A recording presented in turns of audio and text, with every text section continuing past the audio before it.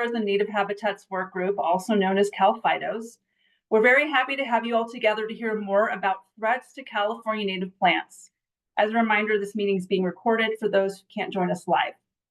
I'm Janice Alexander from the University of California Cooperative Extension in Marin County. I'm one of your hosts for today. Joining me as moderators are two of my co-leads with the Phytophthoras and Native Habitats Work Group. First will be Janelle Hillman from the Santa Clara Valley Water District, and second will be Diana Benner of the Watershed Nursery. And helping with tech in the background is Bonnie Nielsen from UCC Marin. We have a number of great speakers and topics this afternoon, and as each speaker gives their presentation, you're invited to submit comments and questions in the chat box. The moderators and I will assist in getting those questions answered at the end of each session, and if we don't get to all of those questions, we will try to cover them at the very end if we have time. So with that, I'm going to hand this over to our first moderator, Janelle Hillman, to get us started. Go ahead, Janelle. Good afternoon, everyone. Thanks so much for joining us today. We are going to dive right in with our first speaker, who is Carrie Mauck. Carrie is an assistant professor of entomology at UC Riverside. Her research focuses on investigating biochemical mechanisms of plant pathogen transmission and implications for host plant interactions with other organisms. Today, she's going to tell us about two discoveries by her lab concerning what can happen when crops are grown near wild plants. Welcome, Carrie. Thank you very much. I'm sharing my screen now, so let me know if you see the projected version. Do you see the projected version or the speaker version? I think we're seeing the speaker version. Okay, let me switch that. There you go. That should work now. Perfect. Great, thank you. Yeah, so today I'm going to talk about what I'm calling pathogen pollution in native plant communities of the southwestern US. And this is just a little diagram about what my lab kind of does. We sit at the interface of plant pathology, ecology, and entomology.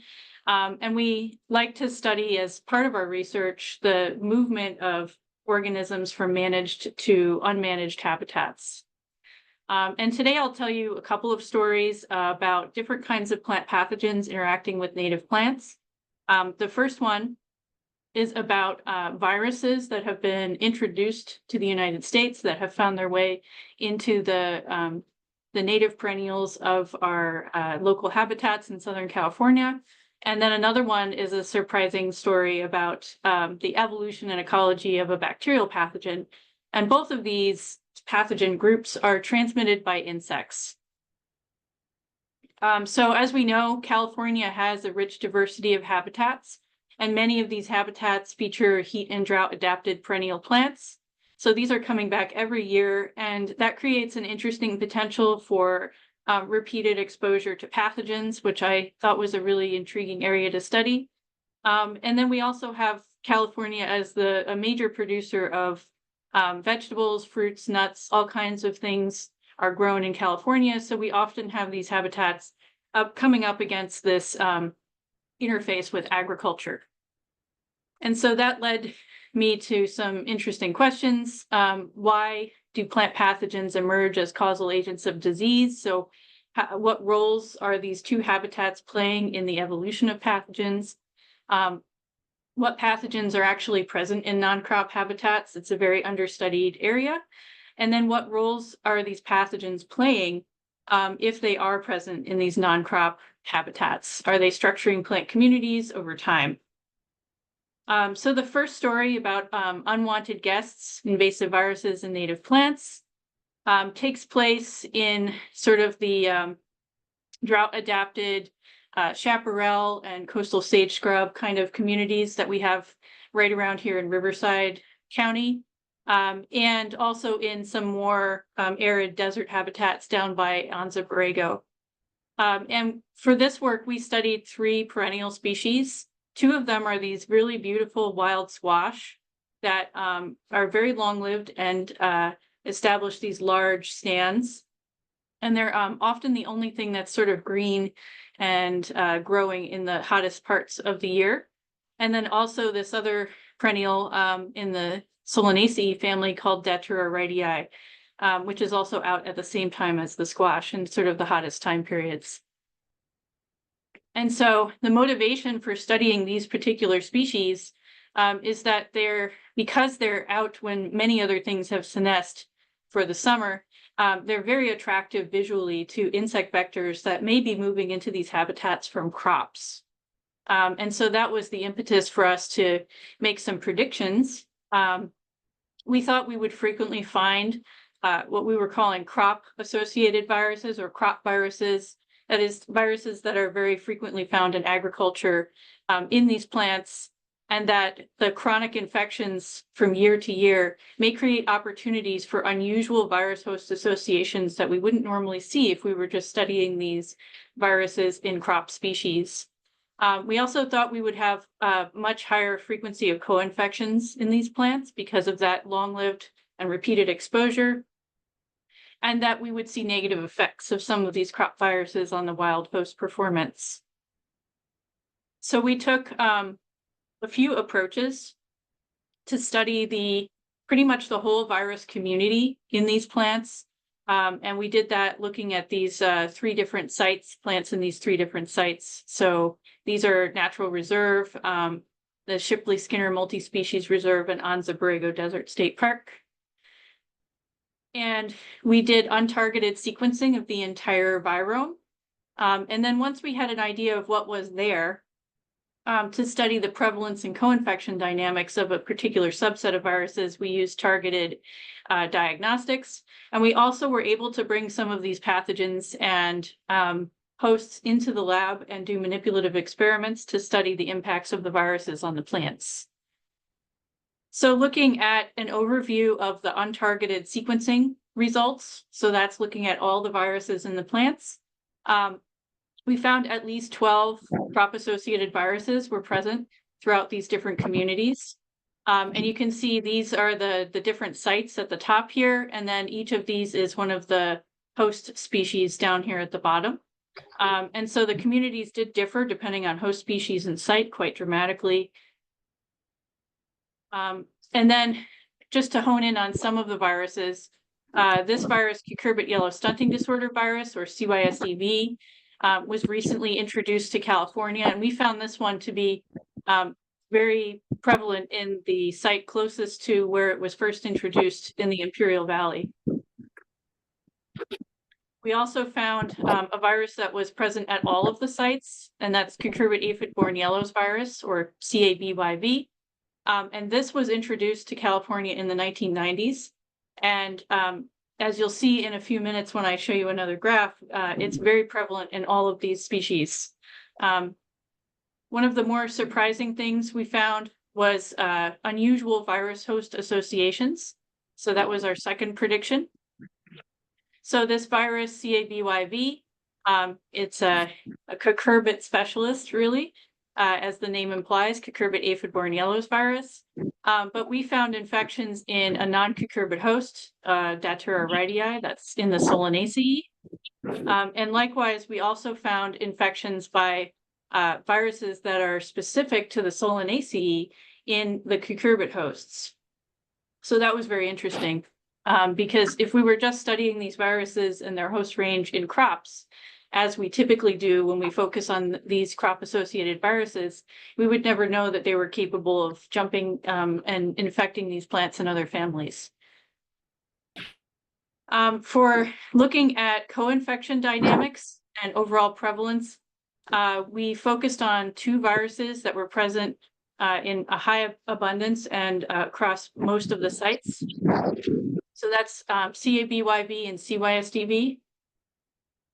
And then we did targeted sampling using RT-PCR to look at a larger number of plants in each of the 3 sites over several years. And we found that the prevalence of this cucurbit aphid-borne yellows virus can range from 10% to up to 90% of the plants that we sampled. So this indicates that in some populations, most of the plants are actually infected with this crop-associated virus, and that's kind of their new reality. We also found a high frequency of co-infections in some sites between CABYV, and CYSDV. So CYSDV is the virus that was more recently introduced, and it's transmitted by a different vector than CABYV. But as I'll show you in a minute, I think that their co-infection dynamics are influenced by vector behavioral responses to plants that are already infected with one of those viruses, leading to this sort of overall higher prevalence of co-infections and possibly more stress on the plants. In the greenhouse, we did manipulative experiments where we inoculated plants of both of the squash species with CABYV, which was the most prevalent virus found in all of our sites. And we found that it affects the shoots and the roots of both species in ways that are likely to impair its establishment in the field. And this is just a picture over here of one of the taproots of a squash. And this taproot, you would think this is like, 10, 15, 20 years old, but this is after only 4 years of growth. So even a small amount of impact on the size of the taproot in, say, the first year or the second year of growth due to virus infection could have really negative effects on the persistence of these species in their habitat. And they rely on that taproot for the ability to grow in the middle of the summer when nothing else is present. So it is a strategy for them. So to kind of conclude what we think is going on in this system, we think that this cucurbit aphid-borne yellows virus is really well established in this system and is now circulating within the system every year. And that's because the vector itself, which is these little green aphids called Apis gossypii, they establish very readily on the plants and reach high populations. So we think there's a lot of spread within the community rather than introduction of new infections from outside the community. And then we think that this high prevalence of CABYV creates opportunities for other aphid species that move between these two hosts to transmit it to what we would call the unconventional host, in this case, the solanaceous plant Datura radii. And then one of the symptoms that we see from infection with CABYV is this very bright yellowing, which is extremely attractive to the vector of the other virus that was dominant in the system, CYSDV. And we think that that could be a reason why we see so many co-infections between CYSDV and CABYV, if CABYV is making those plants more attractive to the whitefly vectors that are carrying CYSDV. So that's sort of where we're leaving off with that system at this point.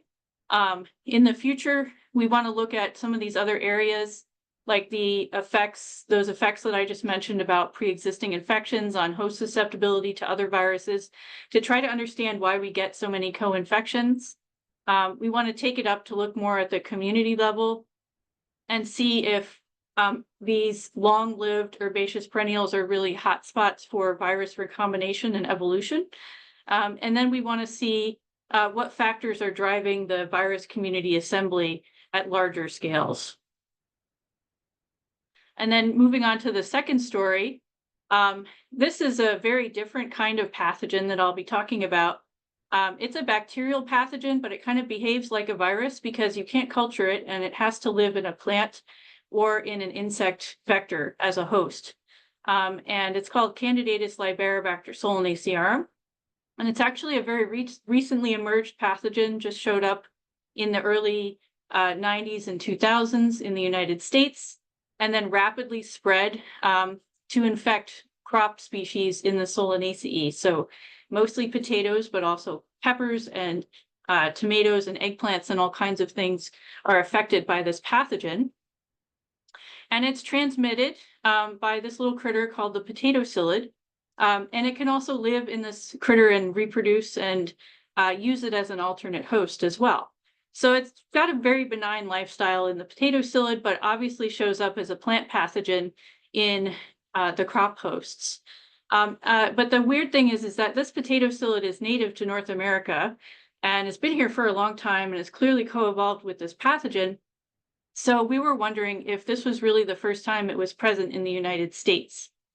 When, did it just show up in crops suddenly like that, or has it been here the whole time?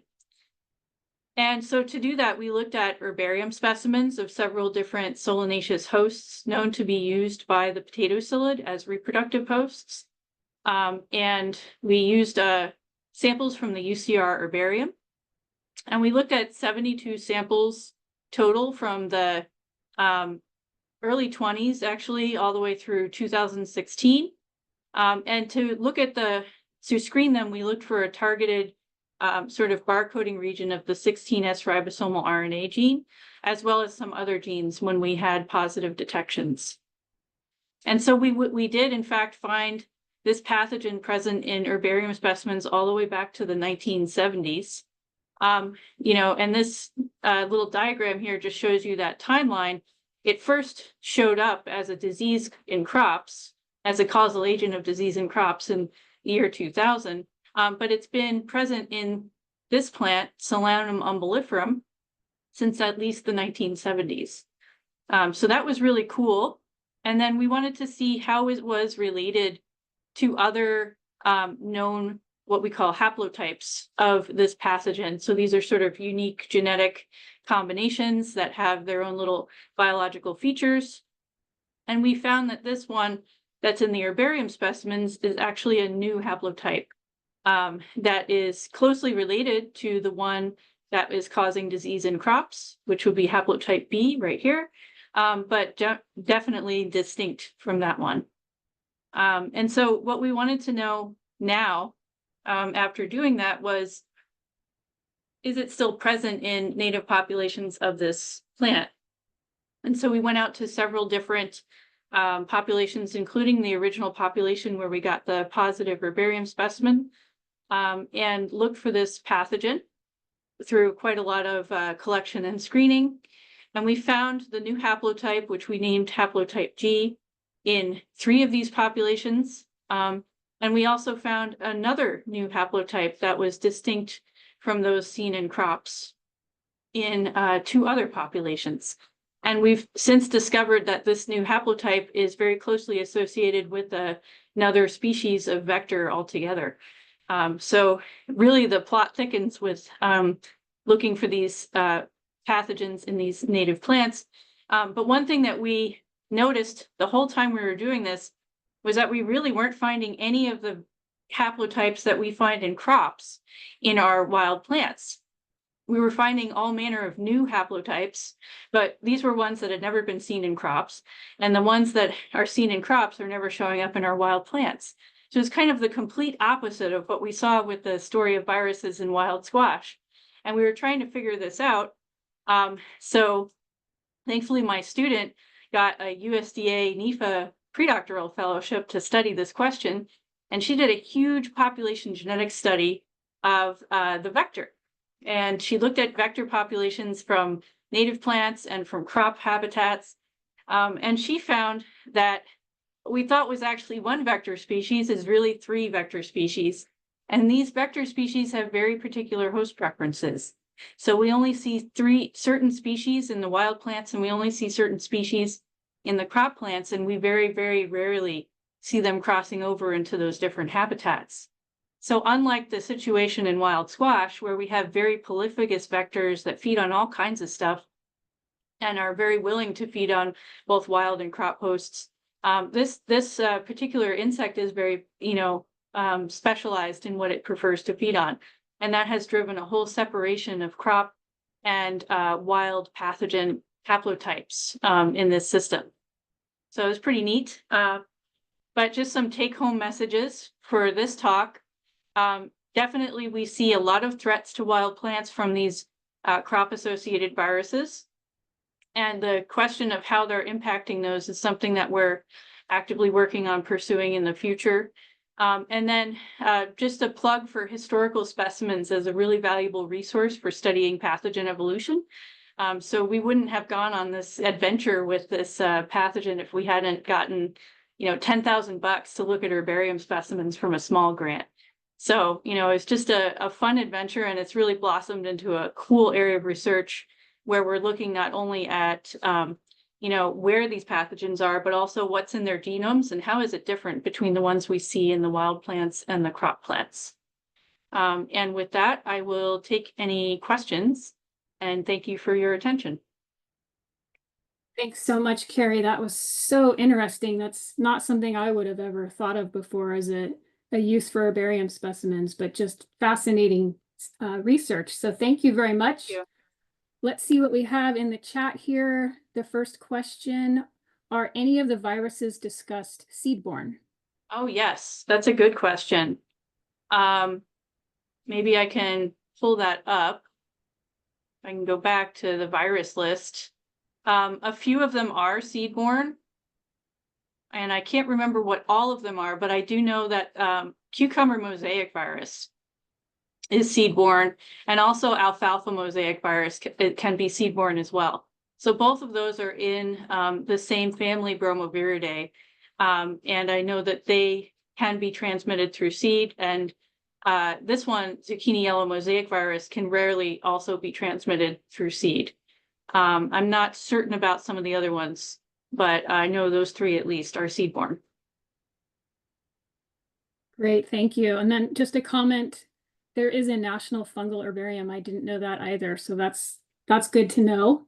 The next question here, are you or anyone else looking at these questions in Central or Northern California in addition to Southern California?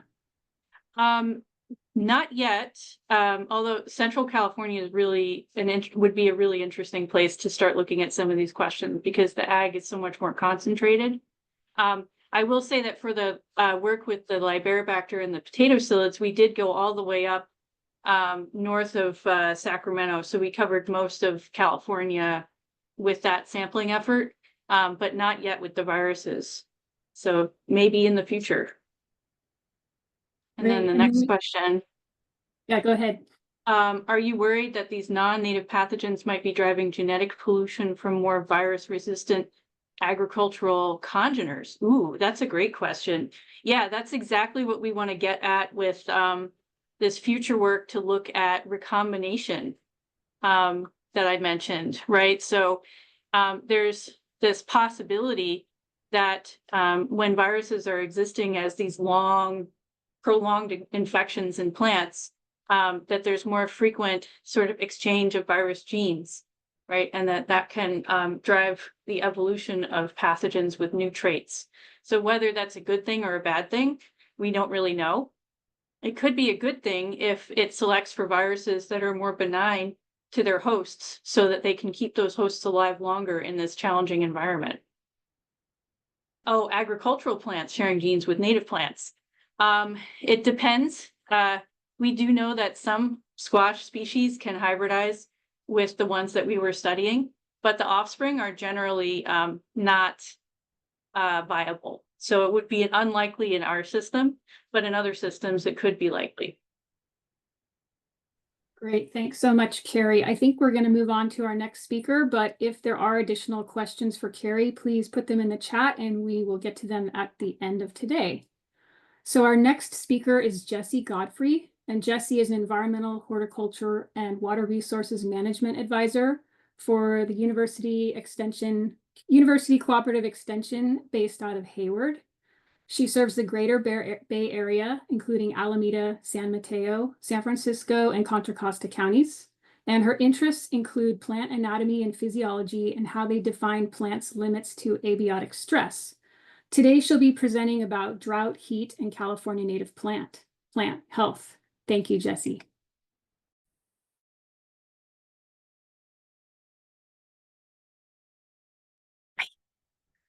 Okay, can you see the presenter? Okay, or present, you know what I mean. So, I am happy to be here with all of you today.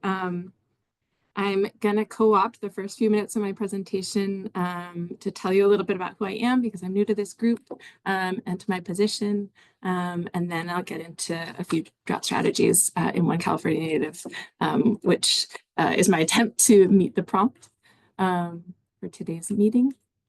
So first, I'm new to an advisor position with the University of California Cooperative Extension, as Janelle noted.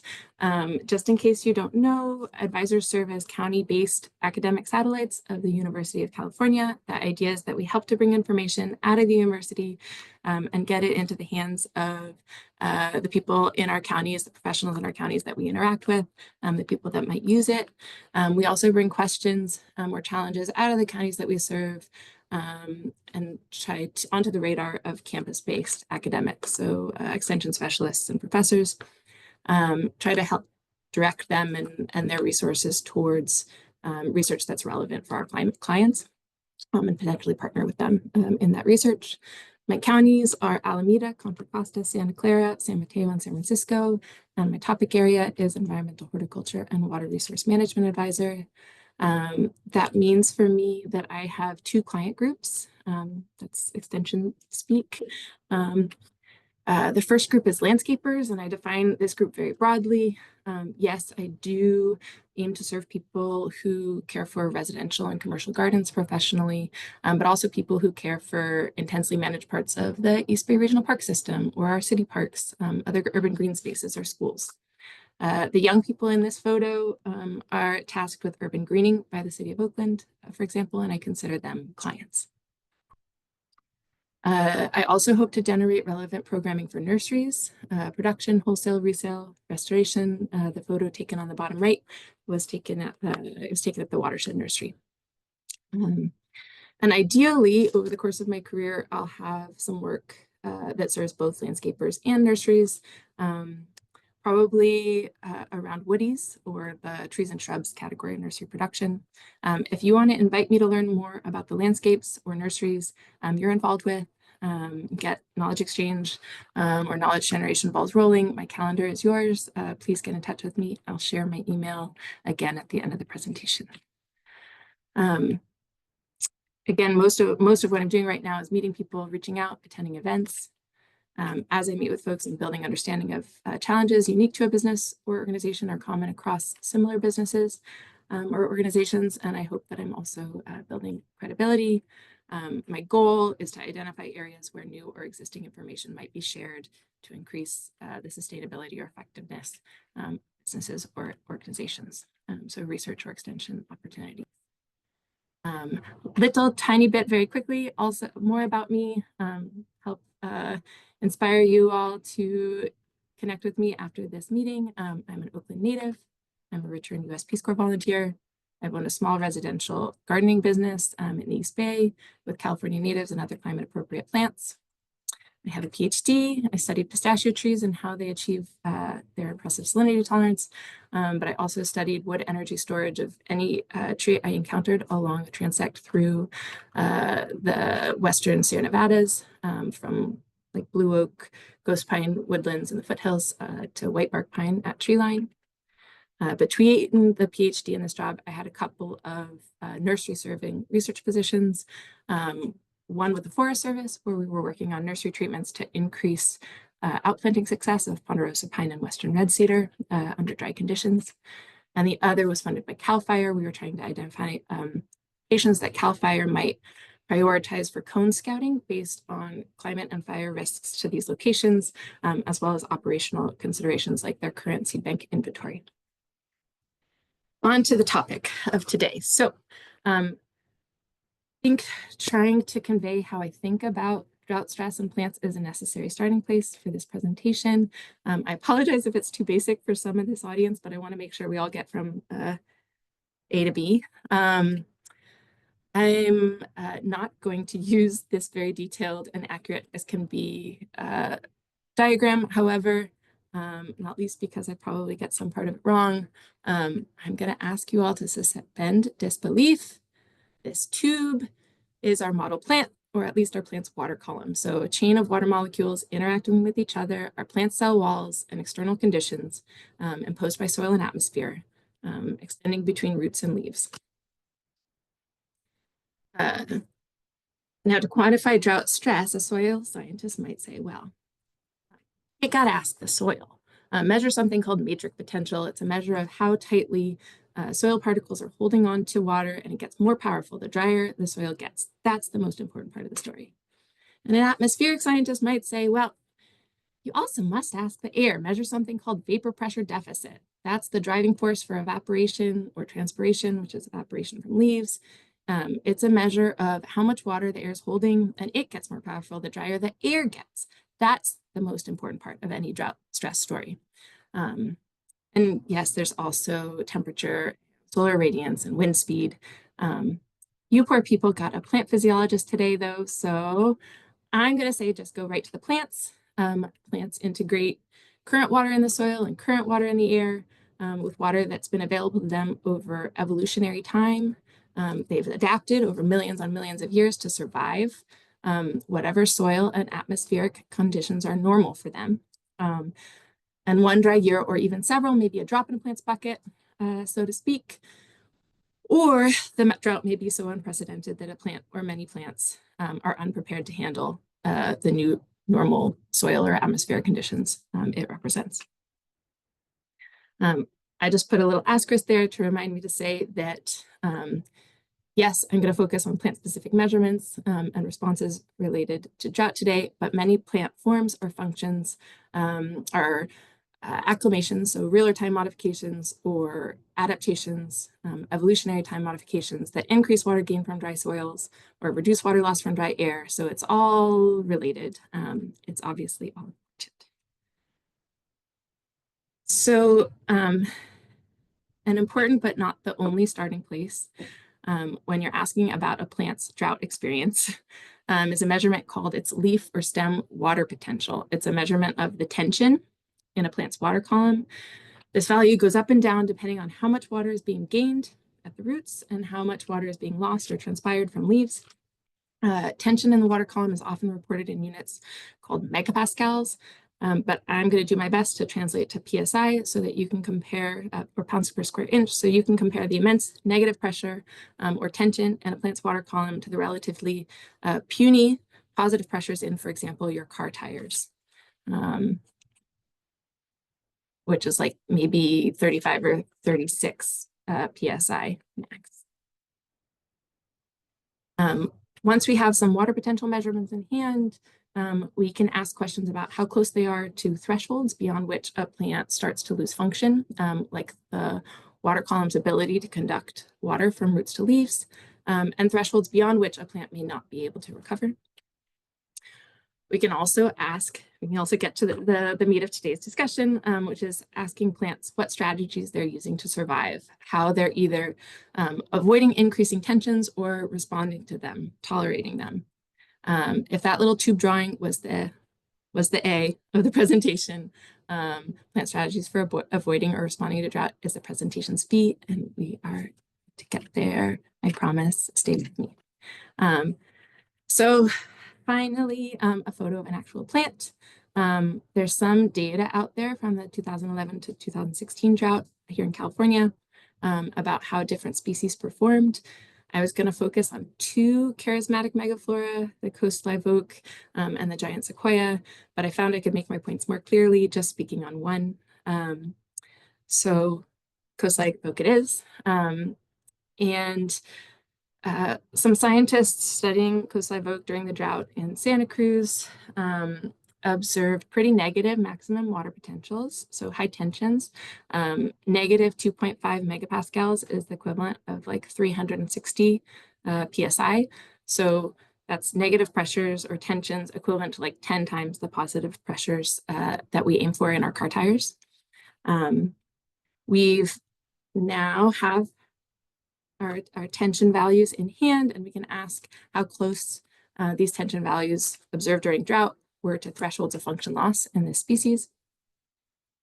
And maybe this can help us understand why no dieback was observed in, certainly at the site in coast live oak during this unprecedented drought, and perhaps how close that story came to a different ending.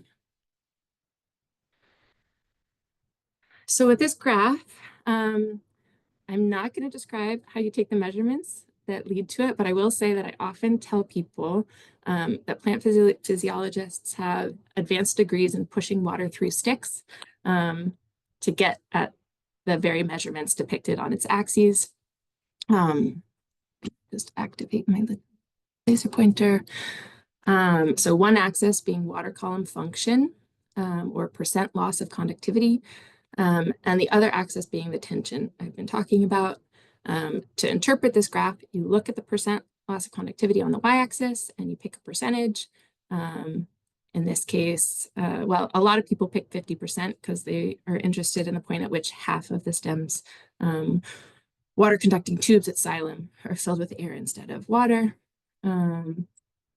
So you follow this red line, which I apologize is very faint, and you see where it intersects with this curve, which is the best fit line for some measured values that relate tension to loss of conductivity. And then you get your computer program to draw another line leading down to a corresponding tension value on the x-axis. And what you can see is that the tension at which half of the coast live oaks water conduits are likely to be non-functional is just -2 megapascals. That's less, it's less tense than -2.5, which was what was observed. So why didn't 2.5 megapascals cause damage if half the conductive tissue in stems were likely non-functional? Did any of you, I wonder, see the clip of the weatherman around Hurricane Milton coming to tears about a 5 bar loss in pressure? Just in case you have any of you have, that's half a megapascal. So if that's helpful to you all, it's a lot of pressure or a lot of tension because it's negative pressure. So a threshold was exceeded, right? Limbs should be falling off. Why weren't they? Well, maybe 50% loss of function isn't the right threshold. Maybe that's a manageable level of loss for this species. Trees regrow new water conductive tissue each year, and they can support some buffer of function loss in their water conducting conduits. If permitted to recover a moment at night, for example, when water loss at leaves is at a minimum, they can even refill conduits. So maybe it's not until you get almost total loss of function, so like where this curve bends at the top, that you'd see significant dieback. Another catastrophic hurricane of pressure loss, so from -2.5 to -3 megapascals. How do they keep themselves from getting to that point? What are some of these strategies? They can decouple themselves from the larger and their immediate environment to an extent, and they can respond to their immediate environment. This graph from a 1992 study shows how well coast live oaks grow in a range of different light environments relative to blue oaks and valley oaks. Coast live oak puts on more above ground biomass in all categories of the light environment treatments that were looked at, full sun to just 10% of full sun. Here's coast live oak, here are the other two oaks, coast live oak, the other two oaks, coast live oak, the other two oaks, and then shoot mass, sorry, is on the y-axis. So it can kind of take or leave high solar irradiance. It's fun to say that it's irradiance irreverent.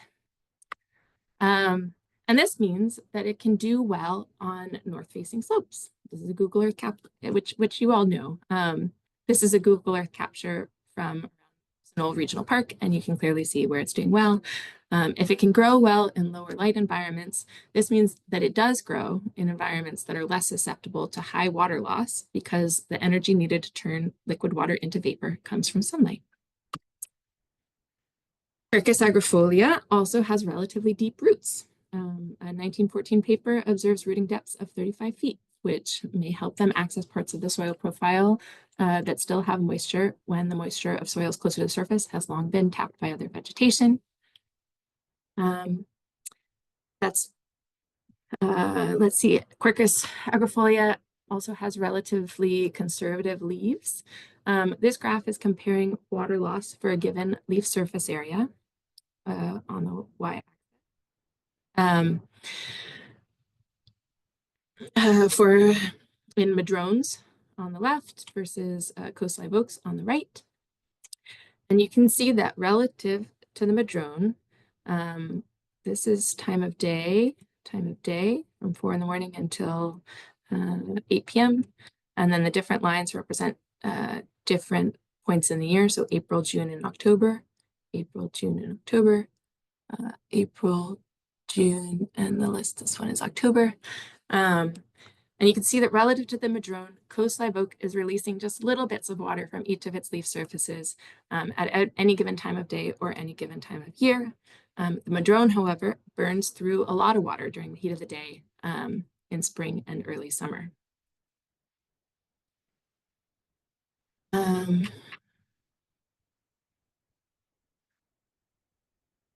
The last drought strategy I'm going to talk about is kind of about oaks generally relative to conifers, or angiosperms generally relative to conifers. Oaks and other angiosperms devote a lot more space to potential energy storage, so the storage of sugars and starch, what we refer to as non-structural carbohydrates, so carbohydrates that aren't incorporated into their cell walls. They devote a lot more space to storing this non-structural carbohydrate in their wood, a lot more. This is a close-up of the wood of another California evergreen oak, Chrysolepsis, canyon live oak, and each black dot here indicates a living cell in the wood, which is potentially storing a lot of starch and or sugar. Nearly 30% of the wood is occupied with these cells. Compare this with the wood of any conifers I've looked closely at, and there's nothing to compare. 5% is really the cutoff for the percentage of the wood that's occupied by these living cells. This is an image of a lodgepole pine, and it's an outlier at about 6% energy storage cells in the wood. And less space for energy storage means less energy stored. So incense cedar, another conifer, is here on the left, and canyon live oak is here again on the right. And you can see that this is like a typical level below 50 milligrams per gram dry weight of total non-structural carbohydrates versus more like 100 or more milligrams of non-structural carbohydrates per gram dry weight. And less energy means less resilience to hard times for a bunch of different reasons that maybe we can get into in the Q&A. But it also brings up a final question, which I think is relevant to this group. And that question is one drought response turning inert energy storage or starch into osmotically active energy storage or sugars to increase water uptake by roots? Does that increase a tree's susceptibility to fungal pathogens?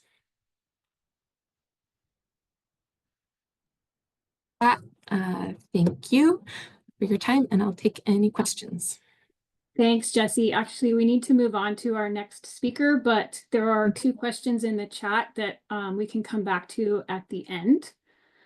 So thanks again very much for your presentation. That was really interesting. And our next presenter is Igor Lacan. Igor is the Interim County Director and Bay Area Environmental Horticulture and Urban Forestry Advisor for UC Cooperative Extension in San Mateo and San Francisco counties. He has expertise in many areas, including tree failure, climate change, pest management, and more.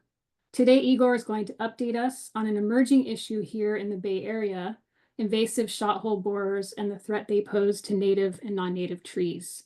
Thanks, Igor. All right. Well, thank you all for inviting me. So the presentation will go very quickly. This is about a 40-minute presentation that we'll cover in 15 minutes. And everything good here is from my colleagues, Ben Oberman and John Kabashima. And fortunately, in the audience, we have Dr. Shannon Lynch, who will correct me when I say things that are wrong. So what I would like you to do, wow, that advanced all on its own, is spend some quality time with the ishb.org website. That's where all of the information lives, and that's where the most up-to-date information on the shot hole borers lives. So everything from management, monitoring, host lists, new developments, it's all here. before you go and develop any of your own outreach things, have a look here. It's probably there. There's even videos which are great if you have supervisors or clients or elected folks who are not at all interested in this stuff. Just show them a 5-minute video and they will be at least a little bit more interested. So we now have these insects, and when I say we, of course, I mean the center of the universe, that is the Bay Area. But in Southern California, they have been around for the past decade. In fact, they were probably around for about 20 years because they were first detected in 2003, but they were misidentified. So about 2012, 2013, they were actually correctly identified. And this is the latest distribution map. Now, there's always a bit of a delay, but again, it lives on that ishb.org website. And if you zoom in, you can see that there is unfortunately a detection in San Jose. We by now have a detection in Felton in Santa Cruz County, and we also have a detection in San Mateo County. So they're here. For what I'm typically trying to achieve with these talks is give you an overview of the biology and the effects. Talk a little bit about management options. Now, some of these are not going to apply to you, and we'll talk about that in a minute, the difference between natural lands managers and urban landscapes managers. And we'll might have time for a couple of questions, but again, ishb.org is your best friend, and I would like you to spend some time with that website, because ultimately those of you who manage natural lands will have to set up a monitoring or trapping plan, and the website will guide you through that, and you will also have to decide on what management options you can accept, and that'll really differ depending on your situation. And then probably one of the most important things of all is to figure out the funding, especially the funding for replanting. This is one thing that you want to do because you can't roll back time. So if you kind of wait for this thing to get all sorted out, it'll be many years down the road and you will not have replanted the trees. So if your goal is to have trees, please plan on replanting.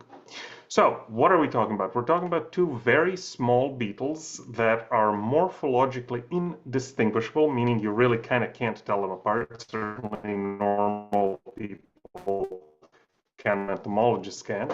But these are the tiny guys, and we used to call all of them Polyphacus shorthole borer. But then people discovered two things. One, there's more than one species. So for example, there's a Squarcio shorthole borer. And two, they discovered that normal people can't pronounce this word. So we decided, forget that, we'll just call them invasive shorthole borers. It's more accurate because there's more than one species, and it's also pronounceable. Where and how did they get here? From Southeast Asia, probably in wooden packing materials, which makes sense because they are wood-boring beetles. Now, specifically, they are ambrosia beetles, which means they are fungus farmers.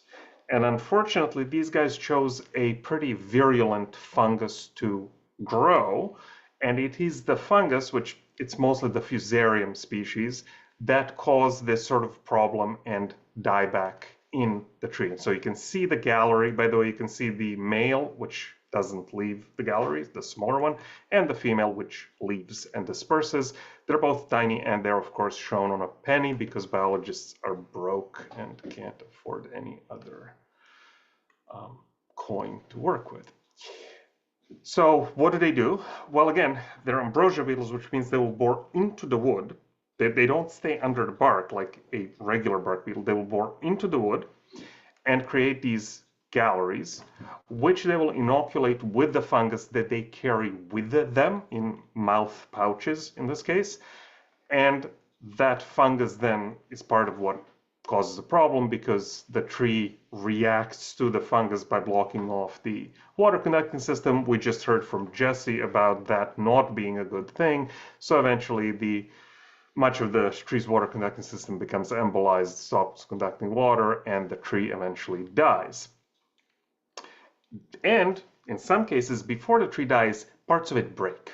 So if you are doing work around trees, this is something to really think about. Do not tie into branches that show these symptoms because they might not be able to bear your weight. How does the life cycle work? This is actually somewhat important for understanding how this beetle has been so successful in destroying our trees. So we're going to start here by beetles attacking a healthy tree.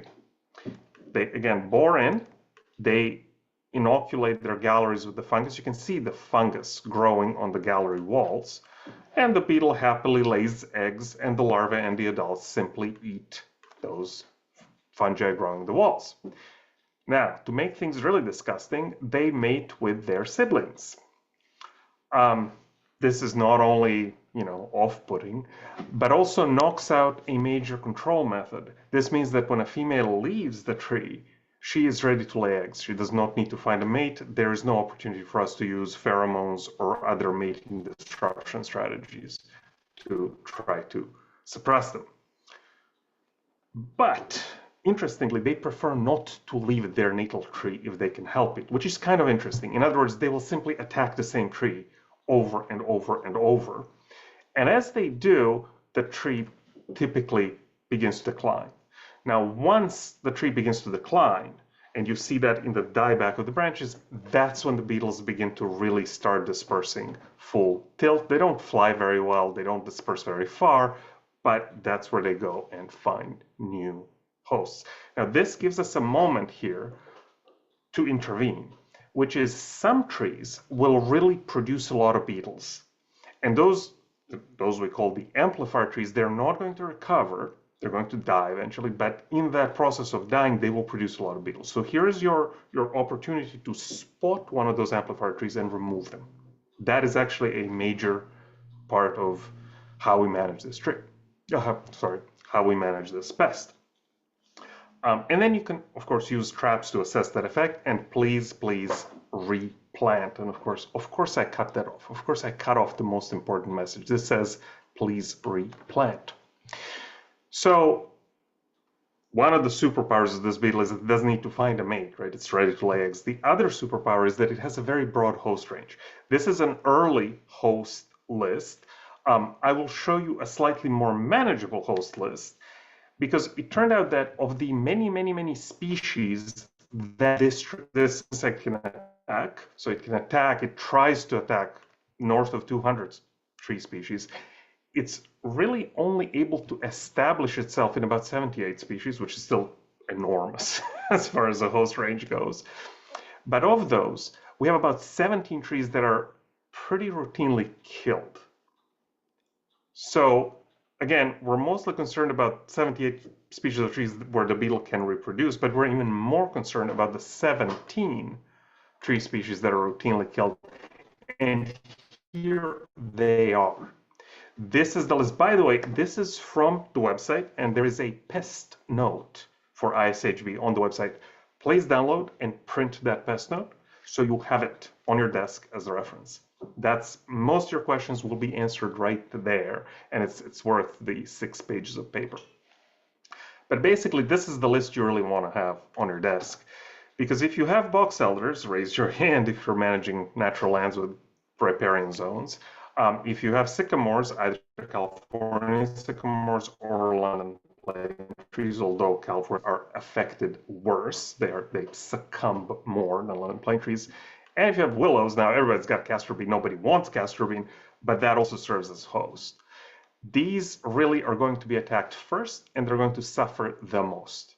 So if you're trying to kind of do basic visual surveying, this is probably where you want to focus your efforts. And again, if you're managing natural areas, riparian zones and riparian trees are probably where you want to focus your efforts. Okay. And again, this list calls out the California native trees. Unfortunately, a whole bunch of native trees are on this list of trees that are routinely killed. How do you monitor for them? Well, you can do trapping or you can do surveying. Again, the website will walk you through this. For a lot of you, I would suggest that just visual surveying works very well. So if you're not ready to deploy traps, which unfortunately don't work quite as well as we'd like because there is not a specific pheromone for these beetles. So traps do work, and they will give you some things that visual surveys won't, namely they'll tell you how effective your controls are. But again, start with a visual survey. It's perfectly acceptable. The website will walk you through exactly what you're looking for, and you're looking for small holes, 0.85 millimeters in diameter, which is roughly the same size as the tip of a cheap medium ballpoint pen. So no fine writing instruments here. Just break out the cheapest thick pen you've got, hold it up to the hole, and look. And by the way, if you're ever sending somebody a picture of the hole, definitely include a ballpoint pen in that picture. Otherwise, it's impossible to tell what the size is. Different tree species react a little bit, have many little holes with gumming or staining or oozing. The only exception really is box elder, where it's just dry frass. But you have to have little holes. And I know this is the CalPhytos group, so y'all are used to trees that are bleeding and oozing and all that, but they don't have the holes. So here's, if you have the holes, that's the time to start getting worried. Just a couple of other things. One of the basic idea in management is to look for the severity level. So trees will be affected to different level. That depends both on the species, but it depends on a whole bunch of other things. But in essence, if you have a low infestation level, what you probably want to do is continue to monitor the tree. If you have a severe infestation level, and that's defined as more than 150 holes on the tree plus the dieback of the canopy, those trees are not going to recover, and you probably want to remove them. So that's sort of the thing to keep in mind. Again, if you're not going to do chemical suppression, if you have severely infested trees, you probably want to get rid of them because, again, they're going to die, and in the meantime, they're going to pump out beetles. This is, by the way, what this looks like. So this is not particularly cryptic or hard to figure out. Again, this tree that has canopy dieback is not going to recover. So management. Well, eradication is unlikely, and we really are focusing on trying to keep the numbers down, so that, number one, we reduce the kind of spillover into other trees. These insects can affect a whole bunch of trees, but they have their own set of preferred hosts. And if you can keep the population in those hosts down, then you don't necessarily end up with everything else getting hit. So what kind of control options do we have? Well, we're working on biocontrol. We don't have it yet. And unfortunately, attract and kill traps and deterrents have not worked thus far. So we're really down to two things. One is chemical control, which is there are reasonably effective pesticides. Typically, it's a combination of insecticide and fungicide. And there's also the cultural controls. It turns out that in some tree species, most notably coast live oak, the infestation stays mostly in branches. So removing the branch actually removes most of the infestation. Something to think about. Again, the pest note will guide you through different options in different tree species. But this is roughly your management flow. You would consider your site, is it urban, is it wildland? You would consider the value of a tree. If it's, you know, the tree in front of the general manager's office for your park district, maybe you will use chemical controls. Whereas if it's a tree in a riparian zone where nobody ever goes to, you'll apply a different set of management considerations. You do want to think about whether the tree is a reproductive host, because again, that means the beetle is able to complete its life cycle and make more beetles. And then you're going to consult the matrix, which is available on the icehb.org website, but basically it asks you to decide whether you have a high value tree or a low value tree. I'm showing you the high value tree table here. And then you're deciding whether it's low hazard or high hazard. Again, a tree in the middle of a high school playground, probably high hazard. A tree somewhere far away in a riparian zone in a national park, probably low hazard. And then you step from there, you step through a table, is it reproductive host or not, and so on and so on. And then you look at the infestation level. I want to finish up with wood management. And I think wood management is something that is important for this group to think about. First of all, these beetles, because they're in the wood, they will complete their life cycle in the stump. If you cut the tree but don't remove the stump. Unfortunately, I don't have a great suggestion for those of you who work in natural areas where you can't just grind away the stump the way we do in city trees. But still, removing the tree is better than not removing. So just cut the tree, ideally remove the stump as well. But at a minimum, cut the tree. Once you have the tree down, chipping to 1 inch or less will kill almost all beetles. This may be difficult because the commercial chippers may not give you a consistent 1-inch chip, but even chipping to 3 inches will kill 98% of beetles. Much better than leaving the tree there to just keep pumping out beetles. So chip it. Now, if you want total kill, either compost those chips, or if you're someplace warm, solarize them. I mean, Half Moon Bay, you could solarize chips for 10 years and it wouldn't get warm enough. On the other hand, if you are in Fresno in August, yeah, maybe this would work. And again, if you're going to use wood, either solarize it on site, again, if you have a place that's warm enough, most of us don't, or kiln dry it. Do not move uncovered wood. I still see this all the time. Don't move just giant pieces of wood that are uncovered. That's pretty much guaranteed to move these beetles around. And of course, saving $5 by picking up random firewood, that's guaranteed to spread the beetles. So that's it. ISHB website, your first and best stop. There is an e-extension online course if you want to be stepped through this by an actual course.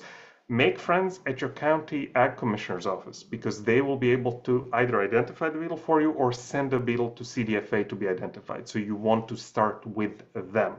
This beetle is regulated at the local level.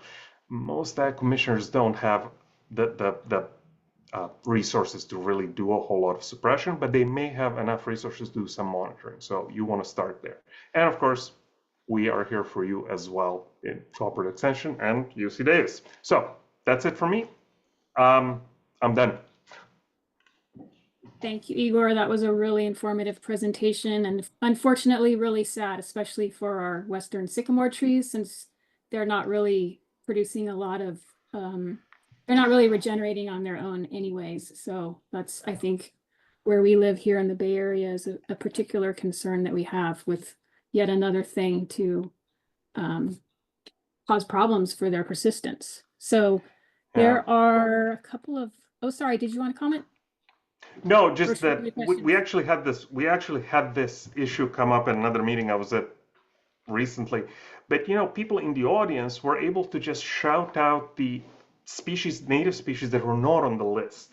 So I encourage everybody to look at the list, and you're right, this is not going to help you if you specifically need the sycamore, but there are other species that you could probably use. Anyway, just I was amazed at how people were able to come up with ideas just looking at that list. So do look at the list on one hand, on the other hand, not total doom and gloom. So fingers crossed for us. Fingers crossed, yeah. So let's see, some questions in the chat. Okay, that was just, let's see. Right, well, Shannon's already corrected me that London plane is killed. It is, it's on the list. Yeah, absolutely. And by the way, for those of you who work in urban areas, do any of you lack London plane trees? I don't think so. So, you know, for those of us who do work in urban areas, we have a lot more flexibility with what we plant. And I would suggest to you that this should be a good reminder to maybe move away from some of these really common trees and try something else. It's bad that this thing is attacking common trees. On the other hand, well, okay, we've known for a while we maybe should not use those species quite so much. So this is an opportunity to do that. So there's a question here. How resilient are invasive shot hole borers to flooding? If, for example, you had an infected willow in a riparian area and removed the tree, but not the stump, could a good rainy season help deal with the remainder? I have no idea. Really good question. I don't know. I don't think they would like being flooded, if that's what you're asking. On the other hand, remember, they live inside the wood. So I don't know. I think it's a genuinely good question. I don't know. I don't, by the way, I don't think the answer is it would deal with the remainder. I don't think it would. I think you would still have them on site. But yeah, maybe it would knock down the population quite a bit. Yeah. It's a really, really good question. Mm-hmm. Are invasive shot hole borers also present in roots, or is it just the main section of the above ground part of the tree? So, okay, good question. I will let Shannon take that because I frankly don't know, but I think it is in the very large roots. It's not in the fine roots, but it is in the sort of roots. Shannon, correct me if I'm totally wrong. Yeah, that's correct. It's usually and typically in the roots that are above ground. It'll be in that substrate above ground, but not typically below ground. And the other question about the flooding, I've been talking with my Australian colleagues about this, and we actually have a hypothesis that the beetles will actually, if they're flooded, that they'll just actually float to the top of the water. So we're talking Float about to a new tree. yeah. So we're talking about testing. We're testing this. Yeah, The worst. yeah. They're jerks. Okay, let's see. I think we'll do two more questions. One, how effective might removing the bark alone be? I don't know, Shannon. I would not. That would not be my first choice. But so if you're gonna That's a remove the bark and then kiln dry the wood because you want the wood, yeah, that work. But just removing the bark, that's a practice for gold spotted oak borer because it lives in the inner bark. But for invasive shot borer, it's an ambrosia beetle that lives in the wood. So it wouldn't be an effective treatment. Because it's deeper into the cambium layer, sounds like. it's in the wood. It is actually in the wood. It's in the wood. Yeah. Yeah. It's the beauty of Okay. ambrosia beetles. They can go right in. They don't need to stay in the sweet, sweet cambium. Yeah. Well, thank you so much. That was really informative. And thank you to all of our presenters. So I think what we've come to here is the first completion of the first section of our presentations today for our session on threats to California native plants. Thank you so much to all of our speakers, and I'm going to turn it back over to Janice. Hi, everybody. We're going to take our intermission now. So we'll give ourselves not full 10 minutes because I want to keep on track. So let's take a good 7-minute break. And then when we come back, I will start us back up and Diana will take over as the moderator. So enjoy your little break.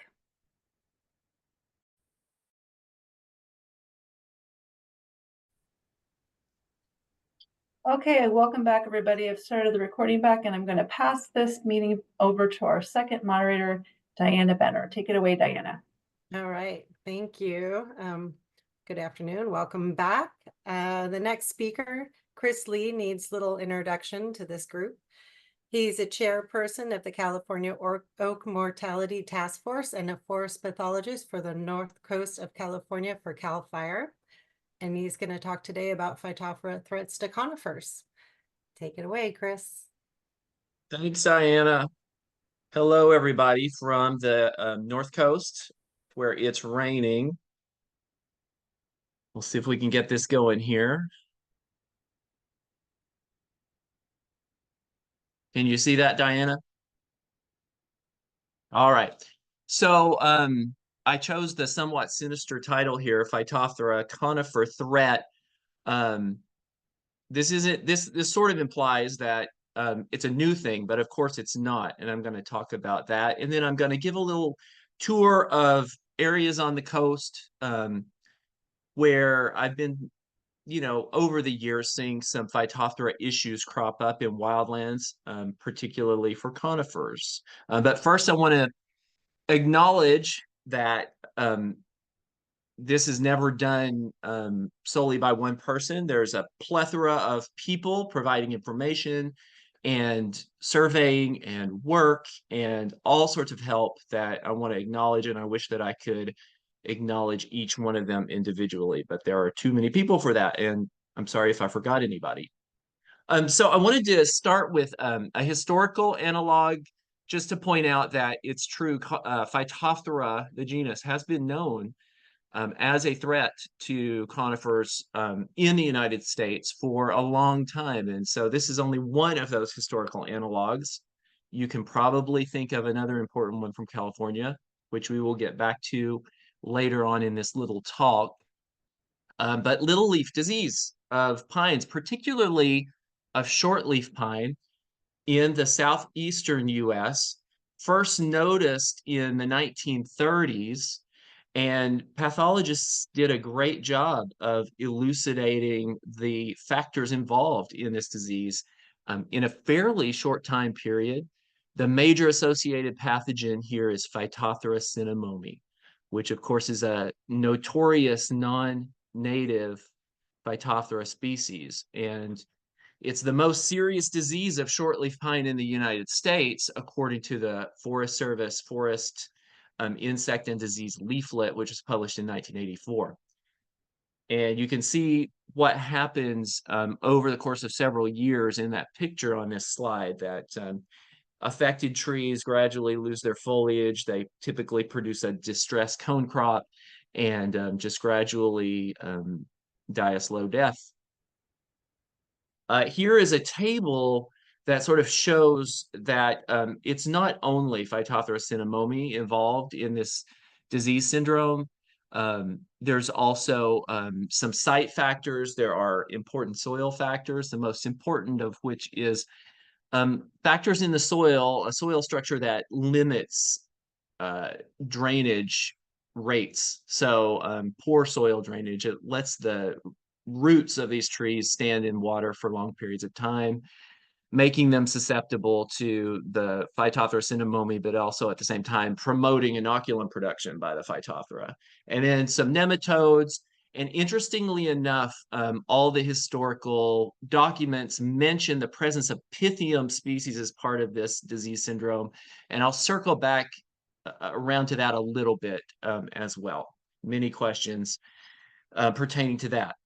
Two other things before I leave this slide. One is I really have to acknowledge that the analogy or the sort of parallel with little leaf disease is not something that I came up with at all. Many, many years ago, my predecessor working for CAL FIRE as a forest pathologist, Jack Marshall, very, very observant, very good forest pathologist, was looking at pines declining noticeably from the Fort Bragg area in Mendocino County down through coastal Sonoma County, and observed that this resembled the little leaf disease syndrome to him. And he wondered if Phytophthora species were maybe involved, and they definitely are. The second thing is I want to mention that this photo here is a little bit of a bait and switch for you, because this is not little leaf disease of shortleaf pines that I've shown in this picture. This is a stand of bishop pines at Sea Ranch in northwestern coastal Sonoma County. And this was taken, probably about 7 or 8 years ago. And these trees have pretty much all died at this point and been cut down. So here is just a smattering of Phytophthora detections in the California North Coastal area. Most of these were actually shared with me by Phytosphere Research, who's done a lot of Phytophthora soil baiting and isolation over the years. Some of them are from me. There are a lot of other people that have done a lot of Phytophthora soil baiting and isolation as well, particularly in the last couple of decades. Many people working with the Rizzo lab come to mind. And here are the ones from that map that are particularly conifer related. So you can see that it's not something that just is a tree here or a tree there, but it's happening in many sites all the way from Central California up through Del Norte County in the northwest corner. And so now I just want to sort of walk through some pictures of just some of the damage that I observe as I go up and down the coast between the Bay Area and the northwestern corner of the state. So this is Bishop Pines, Salt Point State Park, Sonoma County, and you can just see the crown condition of some of these very tall trees. This particular stand started to decline in 2015, and it's in very bad shape now. Much of it has been removed by California State Parks. Going north, this is the Walala. You're not supposed to say Gualala, it's Walala the Wallala Anchor Bay area on the border between Sonoma County and Mendocino County. And this is, again, a stand of bishop pines. Pretty interesting to see the extent of mortality here. The overstory is completely gone, and most of the understory as well. So this is reminiscent of those pictures you can find online of Jera dieback caused by Phytophthora cinnamomi in the most sort of susceptible places in southwestern Australia, where it's not just the overstory, but the understory that's really getting hammered as well. Monterey pines in Point Arena, not good shape. And moving up to the Fort Bragg area in Mendocino County, on the left, again, some Monterey pines. On the right, bishop pines. And this might be a good place to acknowledge that, of course, Phytophtheras are not the only things that you can find in the environments around these pines and on the pines themselves. There are numerous native and non-native pests that proliferate on these trees. And part of the dynamic, a very large part of the dynamic, most likely has to do with the fact that these trees do best when they have periodic disturbance and the stands are removed every once in a while by wildfire. And of course, in most of these places, that hasn't happened for a long time. And so it's not just that there are non-native pathogens like Phytophthora species on these trees, it's also that they are having dwarf mistletoes and western gall rust and stem decays and armillaria root disease and Phaeola schweinitziae and any one of a number of other things, as well as other non-natives too, like in some of these southernmost stands, pitch canker pathogens. So there's a lot of stuff going on here, but Phytophthora tends to be a very consistent theme from site to site. And here's just a close-up of a shore pine root from the Fort Bragg area. Phytophthora cinnamomi came out of this particular root, but right next to it in the soil, I baited Phytophthora, excuse me, Phytophthora cambivora. And so for all I know, there may be cambivora in the root tissue as well. Most of what I have done has been baiting these things from the soil. Relatively little of it has been actually bringing it out of the roots themselves, but that is something that I'm able to do occasionally. Here's an example situation where this Phytophthora and native conifer problem comes into focus as an issue of concern. So this is a native plant nursery somewhere in northern coastal California.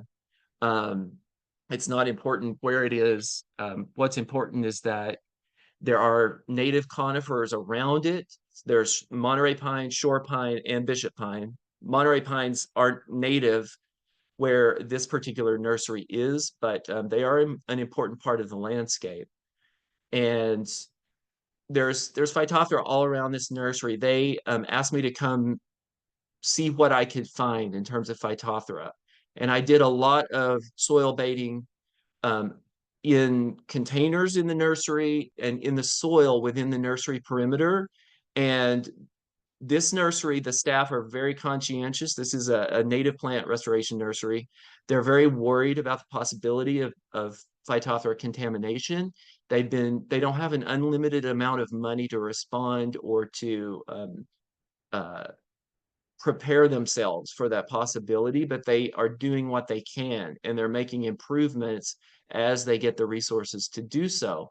I didn't find any Phytophtheras in the soil within the perimeter of the nursery that I baited or in any of the soil that I took out of containers at the nursery. And so far things within the nursery look good, and hopefully that will keep holding. And I know that there are better resources that I can connect them with. And so we've been talking about that in terms of detection and helping them to think about what they can do. Unfortunately, outside the nursery, there is Phytophthora. So just outside the front of the nursery, underneath a stand of plum trees, I don't even know what species of plums they are. They look feral to me. There's a very wet area, and there's Phytophthora cambivora in that soil. That wet area is caused by a drainage that comes from the sort of upper left-hand corner of this picture and bends around the top of that nursery. And you can probably see some gray crowns of trees in the picture here. And that topmost Monterey pine is fairly close to that drainage area. There's a stand of Monterey pine that's dying, and there's Phytophthora cambivora there.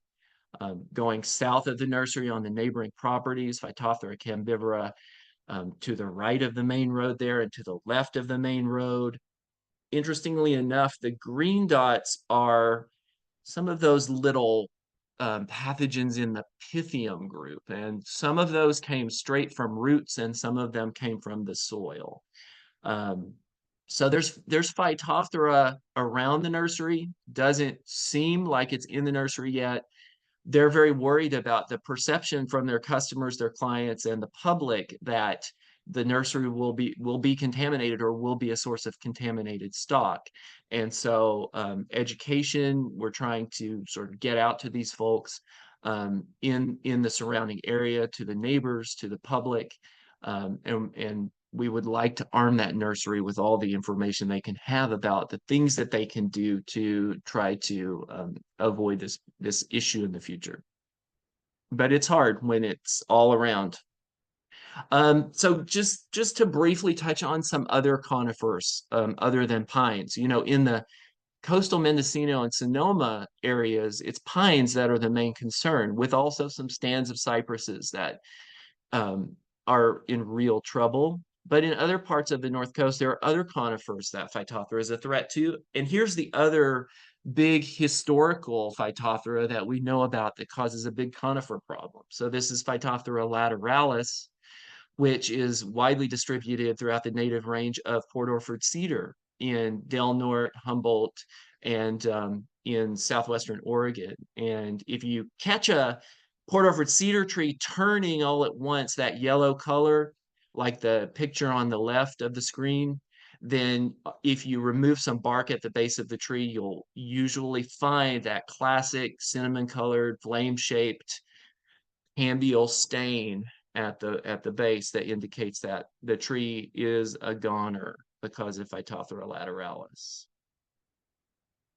So here are just a smattering of coast redwood issues. So that's what I'm going to turn to for the rest of this talk, is coast redwood, because people tend to think of coast redwood as a super duper resilient tree, and it is, but it does have its Phytophthora issues. This picture is Phytophthora cactorum in Mendocino County. This was an area that floods a lot and has a lot of parking nearby. And fortunately, after these trees, there were a lot of them in the stand that went brown. This year, after they went brown, not this year, but the year, I think it was maybe 2019, that year after they turned brown, most of them refoliated. They put on new green needles and seemed to be okay. This one is in Santa Cruz County, and you can see that there's an all-purpose Phytophthora issue here. And this one, I'm sorry I didn't label it, but this one is associated with Phytophthora cryptogea. You can see that it's associated with mortality not only in redwood or severe decline, almost mortality in that redwood, but also in some of the oaks around it. And this is associated with an old orchard and a drainage that comes out of that orchard and goes right through this stand of trees. And here are just some roots from mature redwoods in Arcata that died. And these were big redwood trees. These roots baited from these were Elongosporangium, which is in that Pythium, but in the broad sense group. But there were several other pathogens involved as well. The main one seemed to be an Ilionectria species that was it caused a heavy black stain throughout the xylem of most of these redwoods, but also redwood bark beetle, Fusarium oxysporum, you name it, these trees seem to have it. And a final redwood example here is also from Arcata. This is an interesting spot. There were a lot of dying madrones in this little city park. And just downhill from those dying madrones, there was this redwood tree that looked pretty terrible. And this is pretty typical of what I would expect to see if there were a Phytophthora infection in the fine roots of this redwood that perennially nibbled those fine roots off, and then redwood regrows them. Then Phytophthora in the wet times of years again proliferates and consume some fine roots, and the warfare goes on and on over the years, and the tree maybe gradually gets worn down. If you compare the condition of that redwood in the foreground with the redwoods uphill of the dying madrone trees in this picture, you can see how badly off this one is at this point. And there was Phytophthora cinnamomi in the soil all around these madrone trees and at the base of the redwood tree. So with an undergrad from Cal Poly, I launched into a next step in sort of exploring this problem. And I know I'm sort of going over time, but I'm going to go through these next 3 slides really quickly. We decided to take that isolate that we got from the soil there and put it on some redwood trees. We inoculated some stems of some woody redwoods. These were about 3 years old. And you can see that some of them did die. These were the Phytophthora cinnamomi treated redwoods. In the foreground there, there's one that's on its way out. And we also inoculated them with some of the other oomycete pathogens that we have found in and near redwoods, cypresses, and other similar conifers. A couple of Elongiosporangiums and a Globosporangium species. And we also put Phytophthora cinnamomi and one of the Elongiosporangiums both on some of the redwood stems. And you can see that the Phytophthora cinnamomi did cause lesions on the wood, the stem wood, that were quite significant for some of these little trees, which was a bit of a surprise to me because these are fine root pathogens. So it was interesting how capable it was. Elongiosporangium anandrum also made some fairly decent lesions on these trees. So then we infested soil around another set of 3-year-old seedlings to see what would happen, let it go for 3 months.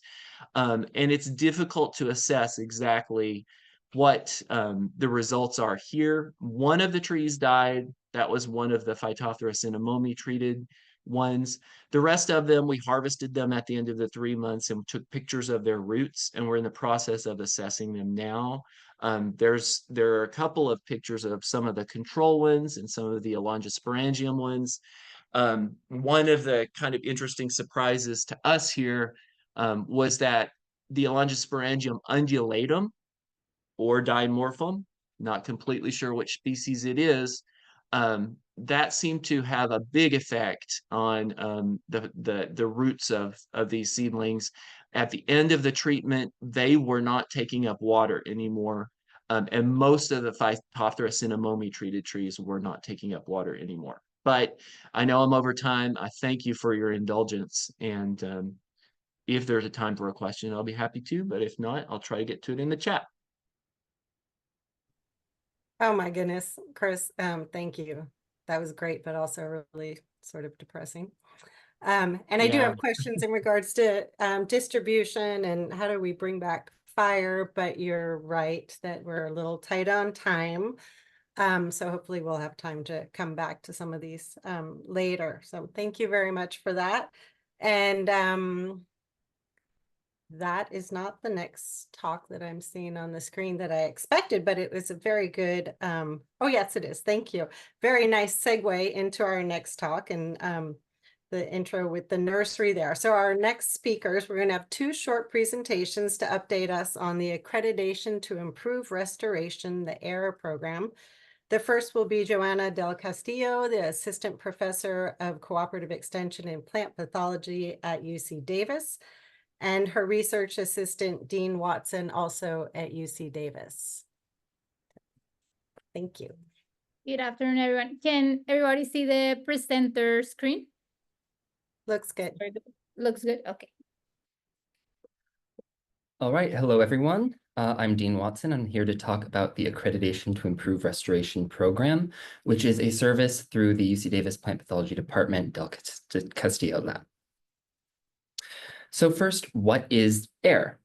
Well, AIR is a voluntary audit-based accreditation program with the goal of producing Phytophthora-free nursery stock through implementing best management practices in our California native nurseries. And these BMPs can best be summarized by our little taglines of start clean, stay clean.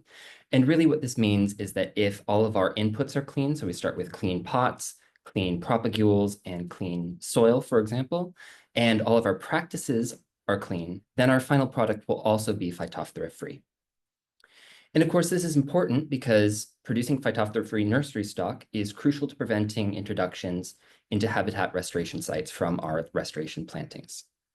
And following these BMPs really works. Phytophthora has not been detected in any of the nurseries that have successfully implemented all of our program's best management practices.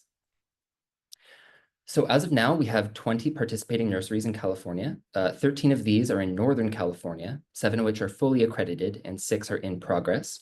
And by in progress, I mean that they have been sent nursery evaluation forms and we're in active discussion and they're making active progress towards their accreditation. Next, in Southern California, we have 7 nurseries. 3 of these are fully accredited and 4 are in progress.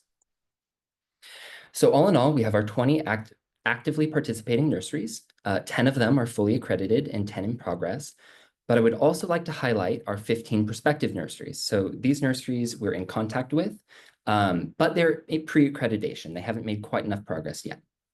Still, they've all been sent their nursery evaluation forms and have started working on them.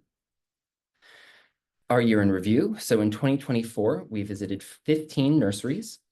We reaccredited 6 nurseries, which means that these nurseries were previously accredited, but were due for their reaccreditation. And we also accredited 1 nursery for the first time. This year, we also contacted 9 new nurseries that are all in early stages of the accreditation process. With that, I'd like to talk a little bit about our accreditation process. So I broke it into 3 parts. The first of which is completing a nursery evaluation form. This form goes over basic nursery information, as well as 12 aspects of nursery production, from layout and sanitation to propagule collection and testing and record keeping. Next, we have our on-site accreditation visit, which is a 2-part visit with a site evaluation and plant testing. So in the site evaluation, the evaluators will go through your nursery evaluation form and walk through the nursery to document layout, infrastructure, and confirm any practices from the nursery evaluation form and clear up any questions.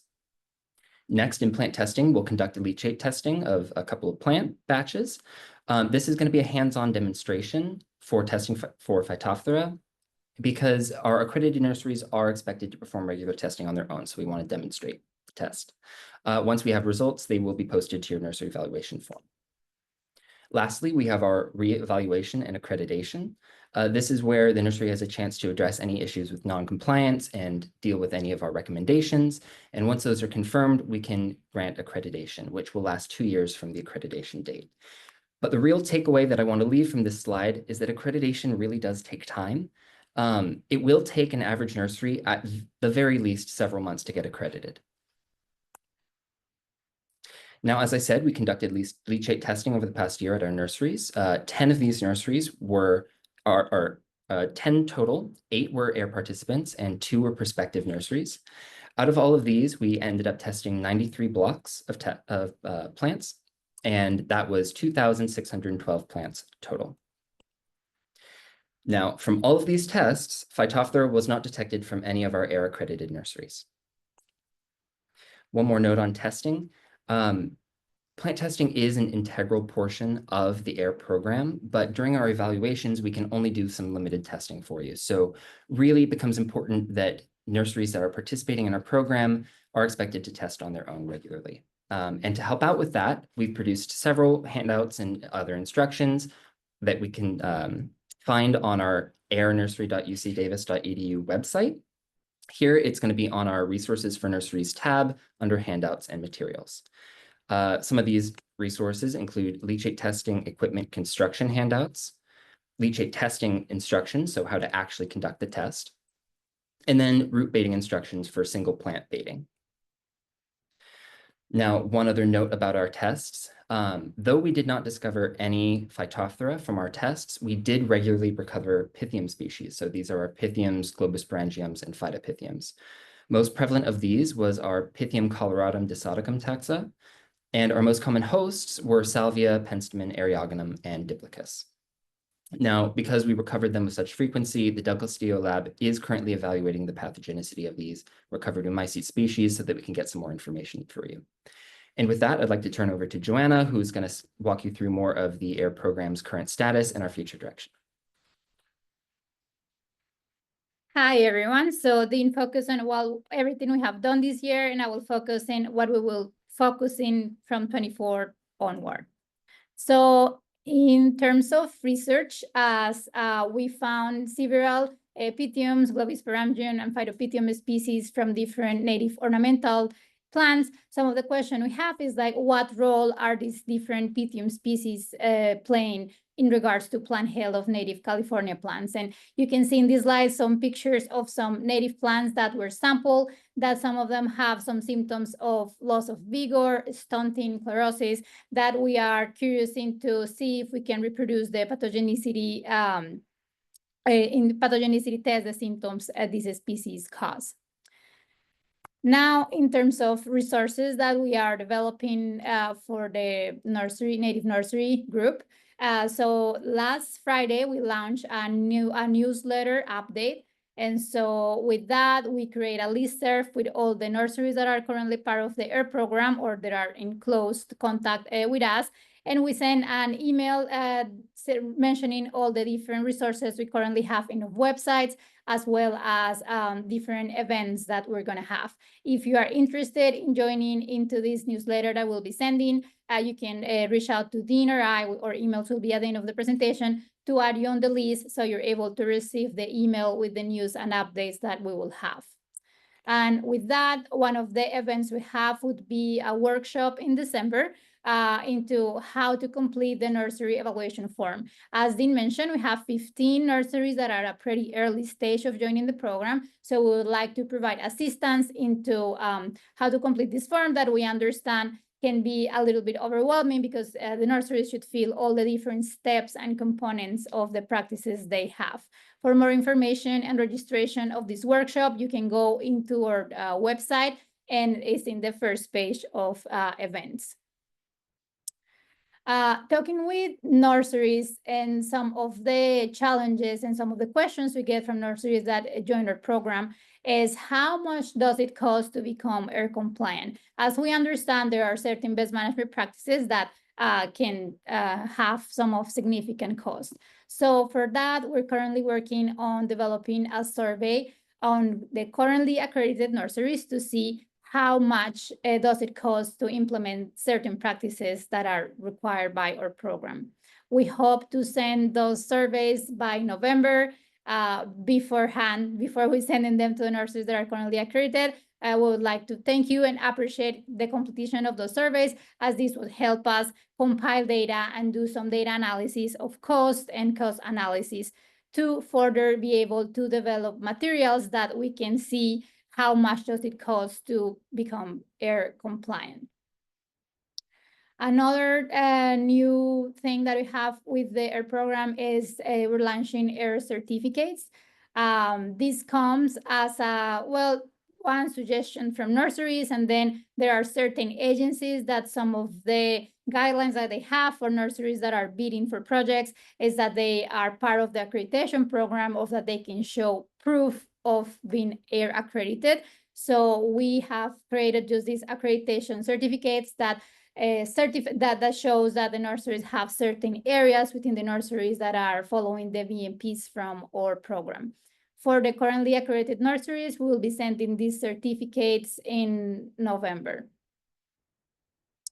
And moving up with outreach activities, this year we have two successful workshops, one in Northern California, another one in Southern California. So we will continue in 2025 having these workshops again. We will be following closer when the dates of those workshops would be. based on the feedback that we got from the workshops we did this year. The nurseries are interested in getting some BMPs for restoration in the field. For that, we will be working with Sebastián Fajardo from the RISO lab. And then back then in February, we also had some interest regarding pythium biology, ecology, and diagnostics. And since we're finding a good amount of pythium species, definitely we think that is something that we should address and create some educational materials with that, as well as following up with the diagnostic tools that we currently have. And nurseries also have interest in some horticultural practices regarding irrigation and plant nutrition management, which we will be collaborating with some farm advisors that will help us to give some models on that. Also, this is a reminder that our lab has disease diagnostic service for plant samples and pear samples. In the AIR website, we have also the link that sends you to my lab website, which in the extension tab, you have all the guidelines into how to submit a sample for us for diagnostics. And also you're supposed to complete a plant disease form and all the guidelines again are in my website. So as closing remarks from this talk, definitely their program is growing. We have 20 nurseries participating, 10 of those accredited. And then we have 15 new nurseries that are interested in joining the program. We're working with those nurseries and making sure we are creating research and outreach resources to make sure we can overcome the challenges that the nurseries have. Definitely plant testing done by the nursery, done by us, and when we receive diagnostic samples as well, help us to identify potential new pathogens that we should be concerned about in the native industry here in California. And we're looking forward to getting feedback and also what type of materials you think will be useful for us to have for you. And with that, we would like to acknowledge all the AIR team members, to Ted Zwicky, Susan Frankel, Diana Benner. We always work together, discuss, and try to have the best outcomes for you guys. And then, of course, none of this work would be possible without the funding sources that we have. And then if you have any questions or you want to reach out to us, this is the contact info of Dean and I. You can email us, call us, and you have any questions, or if you want to share some, we can share some of the resources that we have. And with that, I'm not sure if we have time for questions, but yeah, we'll be here at the meeting. Well, you have a lot of comments of people excited about the direction. And there is a question about connecting landscapers with accredited nurseries. And I wanted to actually jump in and just say it's an amazing resource and support for the native nurseries. It's exciting because we have restoration entities like government organizations asking for AIR accreditation. So it's an exciting move.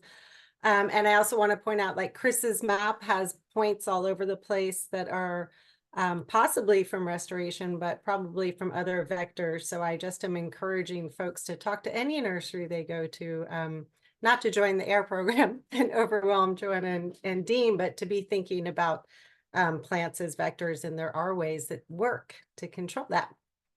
But yes, in the interest of time, we're going to go on to the next speaker. So Tyler Beret is up next. Many of you know Tyler from his work at UC Davis Plant Pathology in the Rizzo lab. Tyler now works as a research molecular biologist for the USDA Agricultural Research Service in Beltsville, Maryland, in the Mycology and Nematology Genetic Diversity and Biology Laboratory, and is currently working on taxonomy of Phytophthoras. So he's talking about a proposal to break up the genus. So let's hear it, Tyler. Not my proposal. We're going to stop that from happening, just to get it out there right away. Excellent. Okay, yeah, thanks. anyways.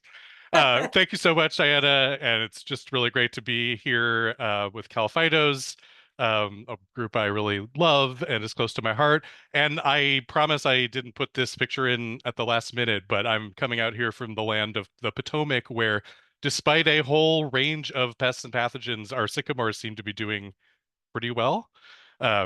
Anyways, and just to get my acknowledgments out of the way, CalPhytos, it's a great group. I'm really excited to keep collaborating. And I will say I'm still working on Californian Phytophthoras. I just submitted a paper with Farm Advisor and CDFA about a really exciting, scary, emerging Phytophthora on a really important agricultural crop in California. And I won't say anything more because it's under review, but we got, and in fact, Sebastian Fajardo and Sebastian we're working on one of his dissertation chapters, about to submit that soon, which I'm sure everyone will be in this group will be really interested in. But I'm here to talk about this crazy taxonomic story with Phytophthora, and I have a group of co-organizers, co-authors. We both put on a webinar in April, and we're in the process of putting out a letter to the editor of the Journal of Phytopathology, and it's a huge honor to be on a list with these folks. They're the really a bunch of the biggest names in phytophthorology in the world. So I know a lot of people here are familiar with the story, have been part of it. There's plenty of people I see in the audience who were at the workshop webinar we put on in April. But for everybody else, to make this into a little bit more of a story, a little bit of background. So we all know Phytophthora, but there's this other group of really closely related and very similar plant pathogens called the downy mildews. And they look really similar to each other. In fact, Phytophthora started out life as a downy mildew before people said, this is different enough, we're going to give it its own genus. But there's also some really notable differences between them, and that's one of the reasons they have been separated, continue to be separated for all this time. Notably, downy mildews are obligate biotrophs, so they will only grow in association with a living plant cell. They're sort of super parasites, whereas for the very most part, that's not true of Phytophthora. We can grow Phytophthora on a Petri plate, which that's a big biological difference. It also is a big difference in how they're studied. And another big difference is that downy mildews, with one exception, have really wide host ranges, or sorry, narrow host ranges, and Phytophthora, with plenty of exceptions, but they generally have wide host ranges. That's one of the reasons they're such a big problem in a setting like horticulture in a nursery, where they can move from one plant to another. Phytophthora is a problem everywhere we grow plants. Downy mildew diseases really tend to be more restricted to agriculture, little horticulture. In California, lettuce and spinach are two of the crops that are really significantly affected by DMs. So as I said, there's this long history between Phytophthora and the downy mildews. And in fact, Phytophthora was seen as this like transitional species. We have the root attacking Pythium. Pythium tends to be a necrotroph, so it wants the cells or even the entire plants to be dead before it consumes them. Phytophthora has been called a hemibiotrope. So at least some species, they start in a more biotrophic phase. They finish off killing the plant and feeding on the dead plant. And then also in terms of moving from below ground to above ground. So Pythium is almost always below ground, although look for some future paper of mine where we discovered a whole group of above ground Pythiums looking for sudden oak death. When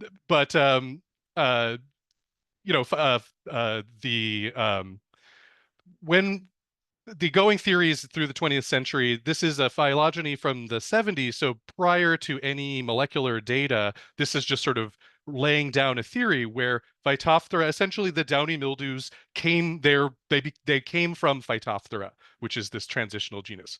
Well, fast forward to the molecular era, when we made our first phylogeny of Phytophthora, we decided to throw, I was not part of this, but they decided to throw a downy mildew in, and lo and behold, it comes, that prediction from the 20th century came true, that downy mildews are phylogenetically nested within the genus Phytophthora. So what does that even matter? And I mean, it doesn't change keeping them out of nurseries, keeping them out of restoration. It doesn't change when we divide up a species complex into multiple species.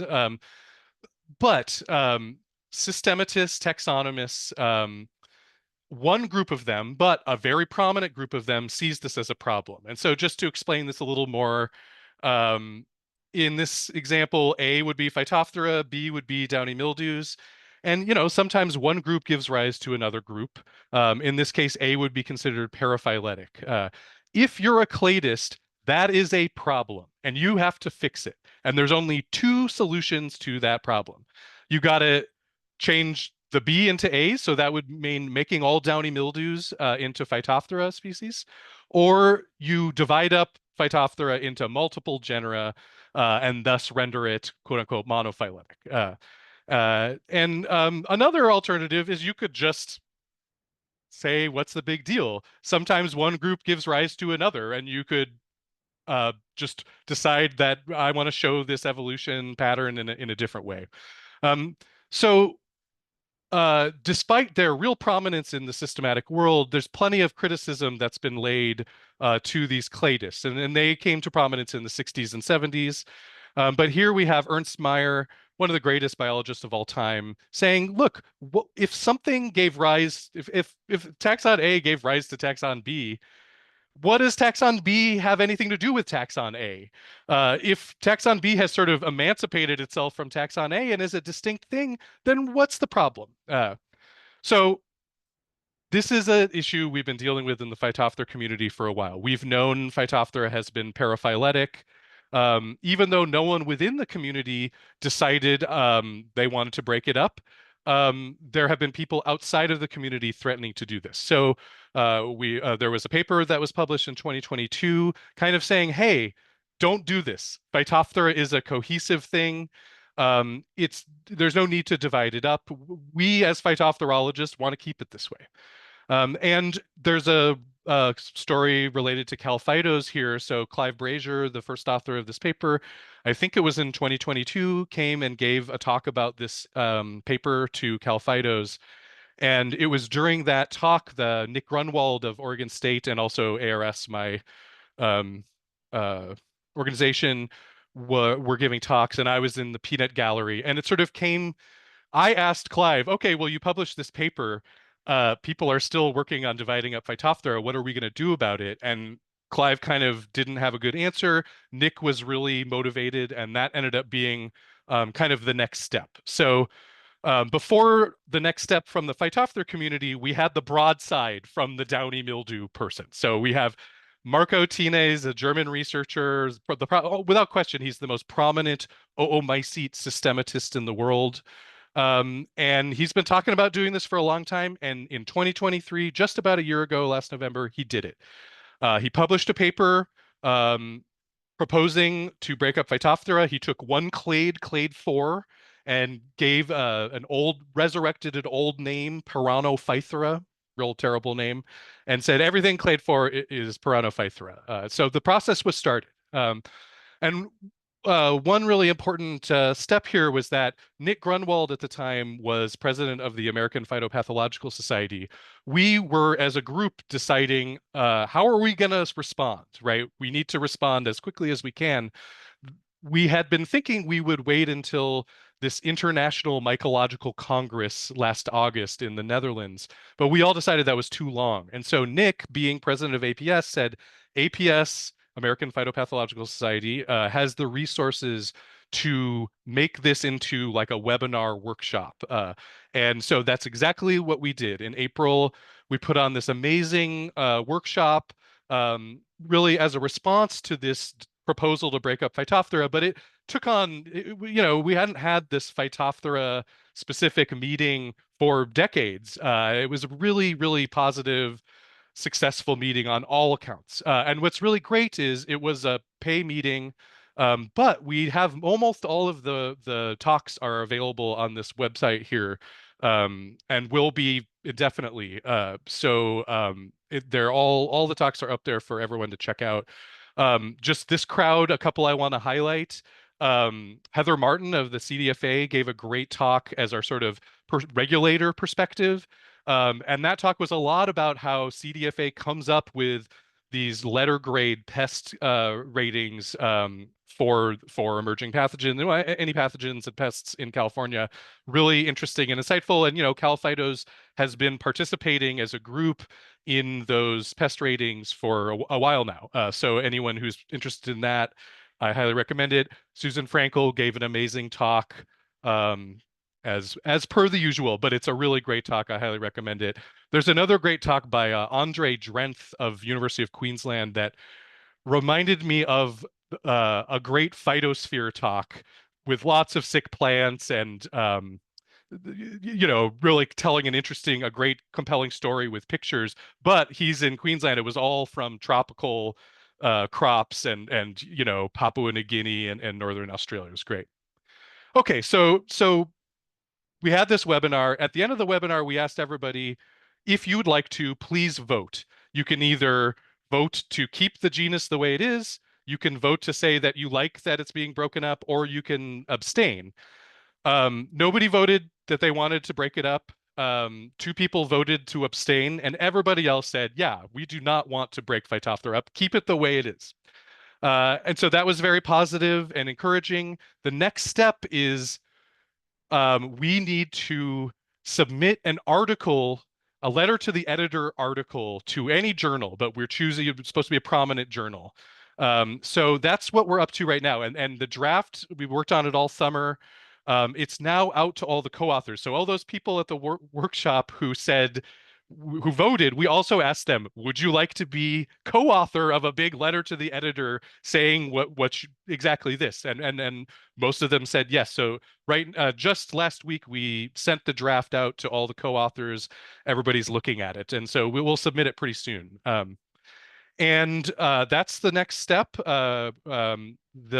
What happens after that is this goes to committees. So there's nothing taxonomically wrong with what Marco Tines did. There's nothing taxonomically wrong with Phytophthora, the genus as it currently exists. This is a usage issue, so it's a nomenclatural issue.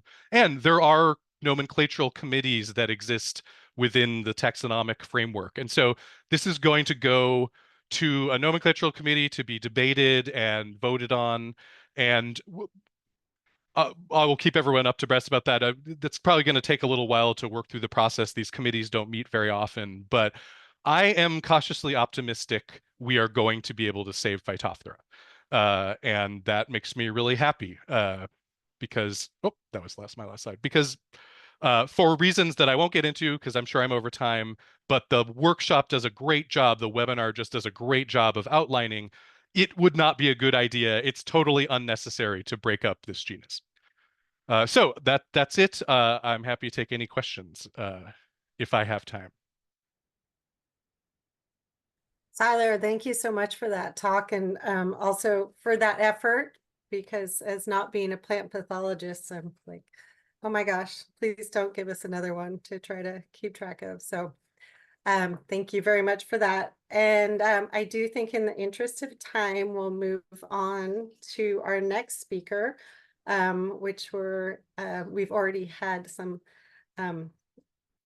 her speak up and contribute to the meeting, but this is our official, excited to introduce Shannon Lynch, who was hired this year as an assistant professor of forest pathology and plant disease ecology in the Department of Plant Pathology at UC Davis.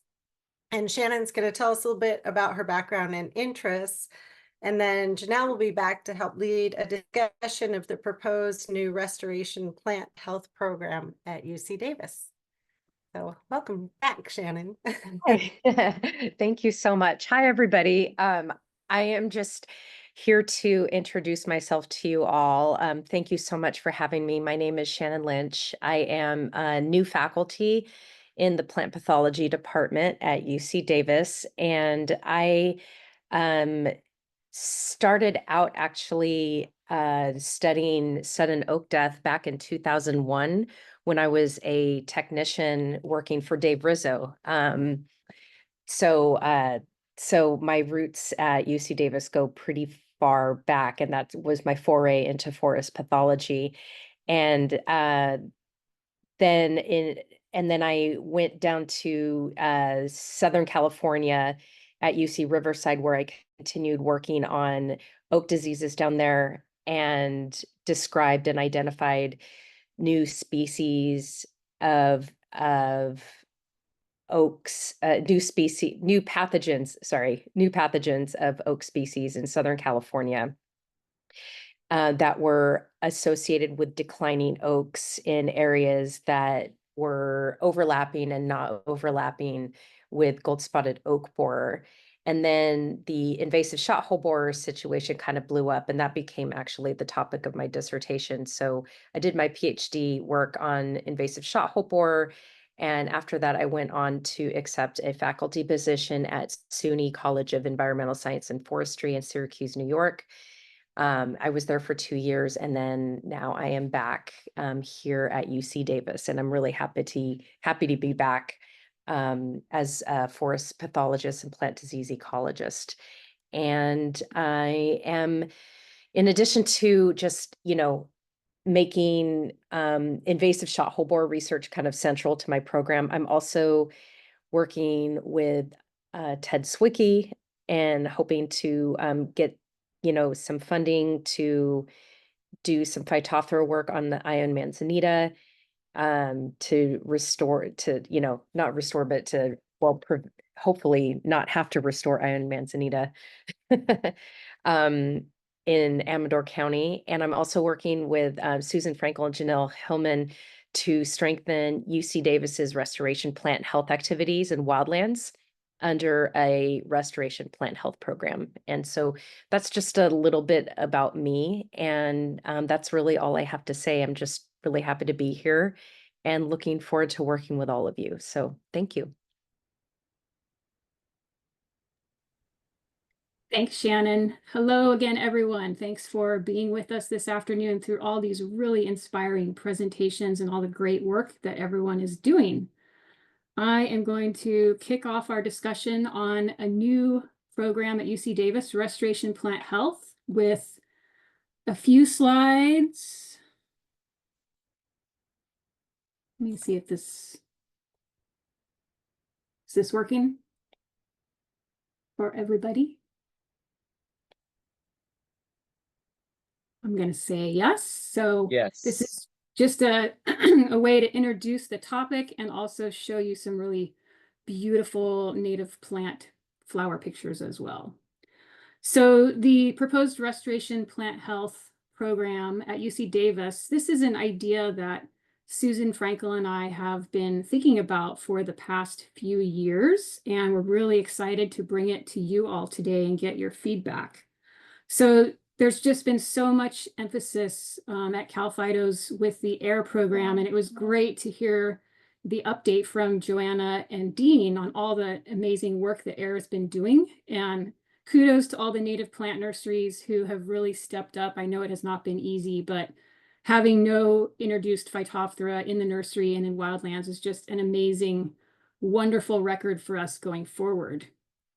So when we're thinking about this new plant health program, really we're thinking about, it's great that we are hopefully not introducing new pathogens through our restoration activities, but what do we do if these pathogens have already been introduced into the environment and into some of our wildland areas? So that was really the emphasis for this new program, which the purpose is to foster the combination of restoration, ecology, and botany with plant pathology. And I think that pretty much describes the CalPhytos group, actually, as all of us are very interdisciplinary, and we bring the passion of native plants, restoration, and wildlands with the really interesting aspect of plant pathology that all of us botanists and ecologists really should be more involved with and cognizant of. So what we'd like to do is develop a new generation of interdisciplinary ecologists and pathologists to assist in maintaining, restoring, and creating healthy California natural areas. So the emphasis of this program will be on sustaining California's biodiversity, protecting rare plant populations and native habitats from exotic pathogens, as well as problem solving for restoration activities. And we're very excited to be working with Shannon Lynch as the program lead at UC Davis.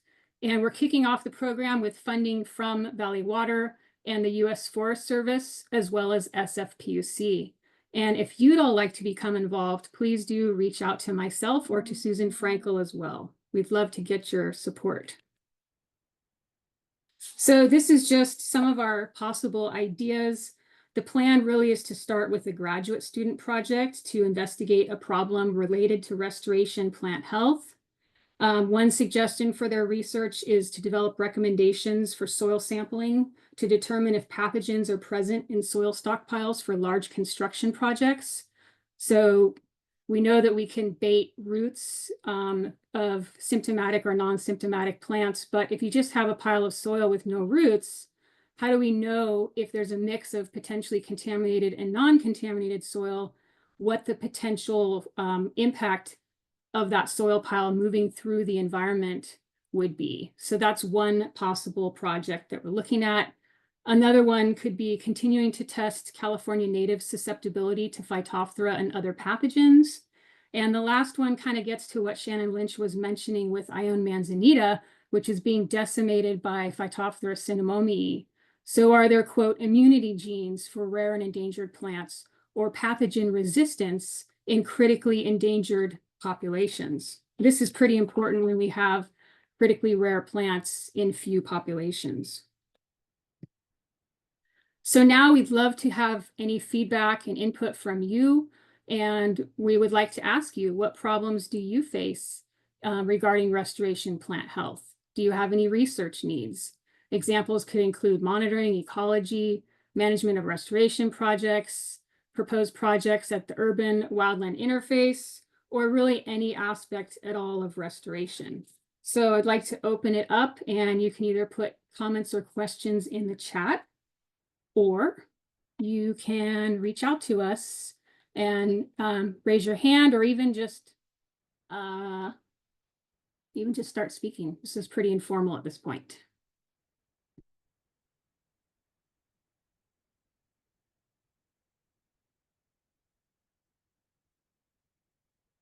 Nikki, please go ahead.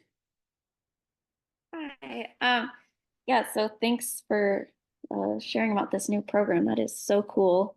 Totally in line with what I believe in. And I was just wondering, lately I've been doing a lot of work with land management around fire and fire safety and roadside fuel reduction, and taking my ecology and native plant background and all of that to fire councils and writing grants and that kind of thing. And I just really think there's an intersection with habitat restoration and fire prevention.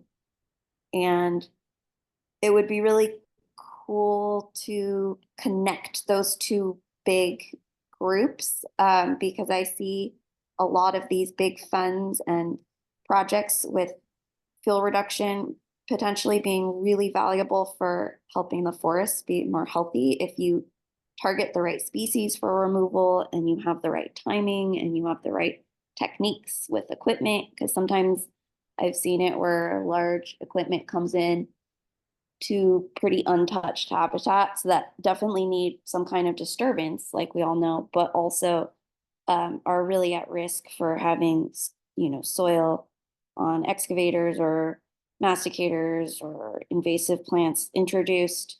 And so I just think I've been really wishing there was more focus on that. Just that's my input. And so I'm one drop in the bucket in my little community, being that voice and trying to steer it in the right direction. But I just see that as a big momentum that's happening. That's great feedback and makes lots of sense. Thanks for sharing that.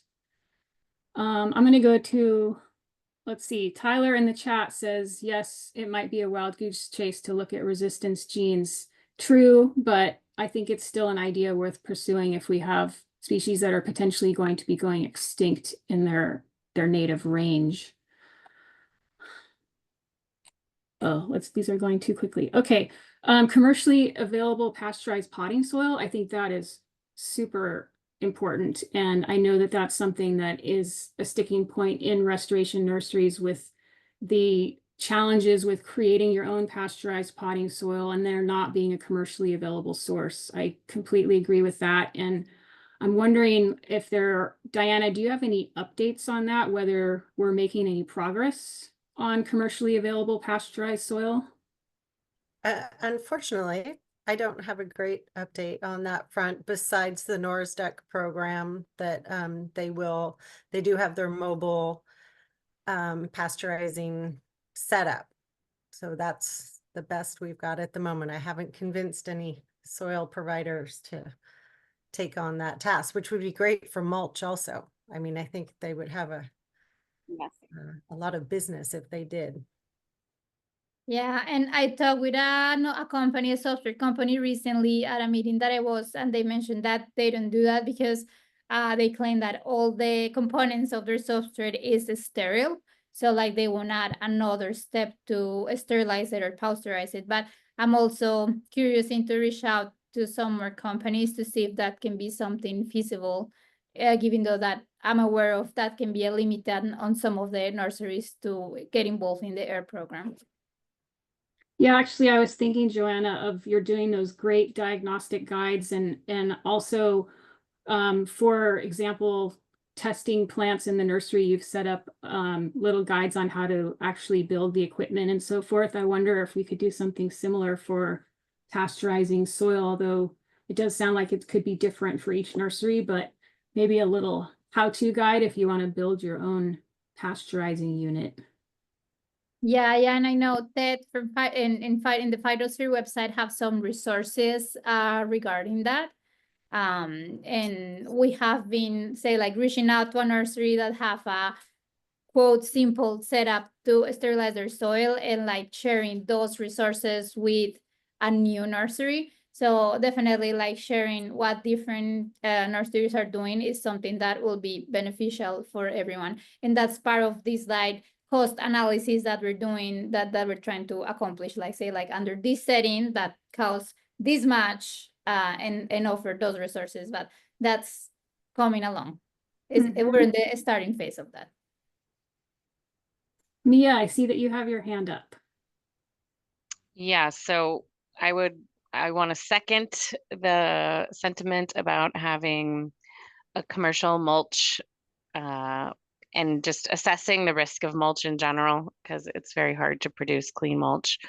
And then as far as soil, it's pretty easy for us to sterilize soil for our nursery, but we have a lot of people who operate on our property that just want to import soil for other projects, and I have to have them jump through 40 million hoops, and this is sometimes really large quantities of soil. They want to do 30, 50 cubic yards at once, and so sterilizing that is no joke, and there's not good sources for that.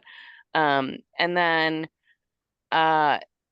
sampling soil, figuring out how to sample it would be like not the needle in the haystack. I just pretty much have to tell everyone all the time that it's no guarantee. And then the other thing that I'll say is that it's a continuous battle with me of people say to me, well, show me all your positives, and okay, here's where the pathogens are, and oh, that one must not be that big of a deal, but this one is a big deal, and just trying to wade through all the different species and weighing out the risk. And I find that within our organization, it becomes, I have like a pretty good handle, and everything's a little wiggly, and I have to explain that to everybody, but then I feel like it kind of just makes them shut down and want to ignore all of it. And so I don't know if it's just better ways of communicating that, or assessing risk, or just explaining what the risk is, and what role Davis and plant pathologists could play in that, or doing risk assessments perhaps of species also comes to mind. And then I probably have like 10 more things, but I'll let somebody else go. Oh, that's a good a good point you make about it's. I find working with construction engineers and a wide variety of people on large projects that it's really hard to explain to them the concept of this pathogen that you can't see, you can't smell it, you can't feel it. And a lot of times you don't even see the devastating effects that it has on plants themselves because they might be asymptomatic, or you might not be in the specific area where you could show them cause and effect. But it's really hard to get them to understand that there's this, intangible risk that they face, and we have to make these massive changes that will affect schedule and budget. And most importantly, even just their daily workflow. It's really, really tough. So I don't know how we make the connection more clear, but I think it's a work in progress. Chris, you have your hand up. So yeah, I also agree that being able to test big piles of soil is like a holy grail. And that's something that we have like given thought to up here in the north, and not come up with a good approach to. And just to put it in perspective, unfortunately, talking about genes out in wild plant populations being a wild goose chase to look for, I kind of don't mean to be pessimistic either, but to put it in perspective, Frank Martin recently published a method for detecting single spores of fusarium in soil for a very large quantity of soil, which is, as it turns out, 15 grams of soil. Mm. So if you think about how big a pile of soil is, I mean, and your typical DNA extraction soil kit will handle, 250 to 500 milligram volumes of soil at a time. So unfortunately, I mean, it's a really hard problem. I mean, Yeah. we too, we have these like, endangered small ranging endemics that are getting infected and on the verge of extinction from Phytophthoras. And so what are we supposed to do? It's very tough. Yeah. Yeah, let me just chime in a little bit on that. And, we've been one of the main people consulting on a lot of these situations. And really what it comes down to is if we can't test, we really have to look for low risk material. So actually the more epidemiological, ecological ideas, I mean, we commonly will say, okay, well, we know that most phytophthora are going to be in the upper 3 feet of soil. They're going to be in the rooted zone. If you can get below that, you're going to have very low risk material. You're in areas where there aren't hosts, et cetera, et cetera. There are ways to source material based off of risks that don't necessarily require you to have every last piece of information there, but you do need the backup information, the backup research to say, yeah, we go always to grassland ecosystems of, we're just not picking up phytophthora, or what phytophthora will we pick up, or when do we pick them up? So I think part of the deal, I mean, the holy grail is, yeah, you just wave the wand and say, yes, there's phytophthora here or not. But in the real world, that's not going to happen very quickly. So our next best bet is really this kind of risk assessment and always trying to source things at the lowest risk possible. And you need more research backup to kind of be able to validate that, yes, this is a really low risk sort of situation. So I think that's a feasible way to go about it. And I mean, one of the things that we've done is essentially gone in and sampled various types of things, like in this Santa Clara project we did some years back on, sampling in their open space, their HCP reserve system. And could really find, where do we find Phytophthora, where do we not find Phytophthora, trying to establish within that area, okay, what are higher risk situations, which are lower risk situations. So I think that's an idea of just a way to kind of think about, try to think about this problem in a way that's going to be tractable, especially on kind of when we work with economies of scale and big construction projects and things like that.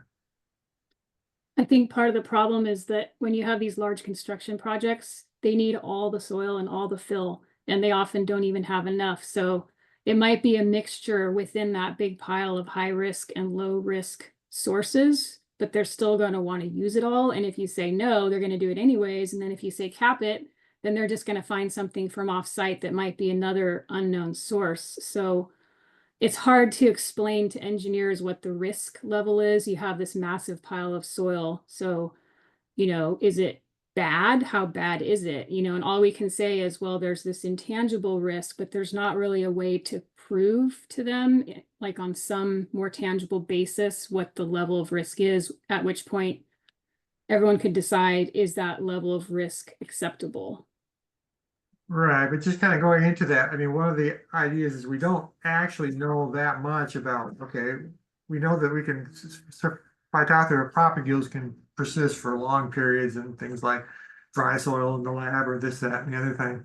So how long does it persist in some sort of giant soil stockpile? We haven't even got a clue as to what that is. We can only estimate from other things. So there are ways to potentially mine down into these deposits where we know there was material that was infested and then start to actually go in there and test that to see, okay, after so many periods, how of time, how, you know, what's our infectivity. Also, there's going to be some dilution ratio beyond Phytophthora, as good a pathogen it is inoculum limited at various levels. So if you get the inoculum low enough, the chances of infection are very low. So, you know, it's not quite the dilution, solution, pollution thing, but it's kind of along that line that there is some level that if you get below the competence of the inoculum, you potentially have a risk that's quite viable. So again, those are research questions. I think that's something that, you know, again, Shannon's lab and that program could kind of try to look to address some of those at that level so that we have kind of the backup to say, yeah, these are viable strategies, and we have good backup to say, yeah, if you're going to dilute this stuff, it has to be diluted X, you know, fold, etc. I think it's a list of what keeps us awake late at night, fretting over things. So we are at time here, and there's some really great additional comments and suggestions in the chat. So we are going to look through all those and memorialize them all. And I'm going to turn it back over to Janice. And again, thanks for the discussion on this new program we're really excited about and would love to continue to get your input. And if you want to help out or have any suggested projects, please reach out. Thanks, Janelle. And I want to say thank you to all of the speakers for an amazing set of presentations and for everyone sticking it out for this pretty lengthy amount of time to be online. So I won't keep us too much longer. I will just say that we have been recording this, and I will post the link in the next couple of days on the website, as well as send it out to everybody. I'm also capturing what has been in the chat and figure out how to get that all collected as well, since there was a lot of good information in there. Thank you very much for joining us for the 2024 meeting of the Phytophthoras and Native Habitats Work Group. Thank you. Have a great day.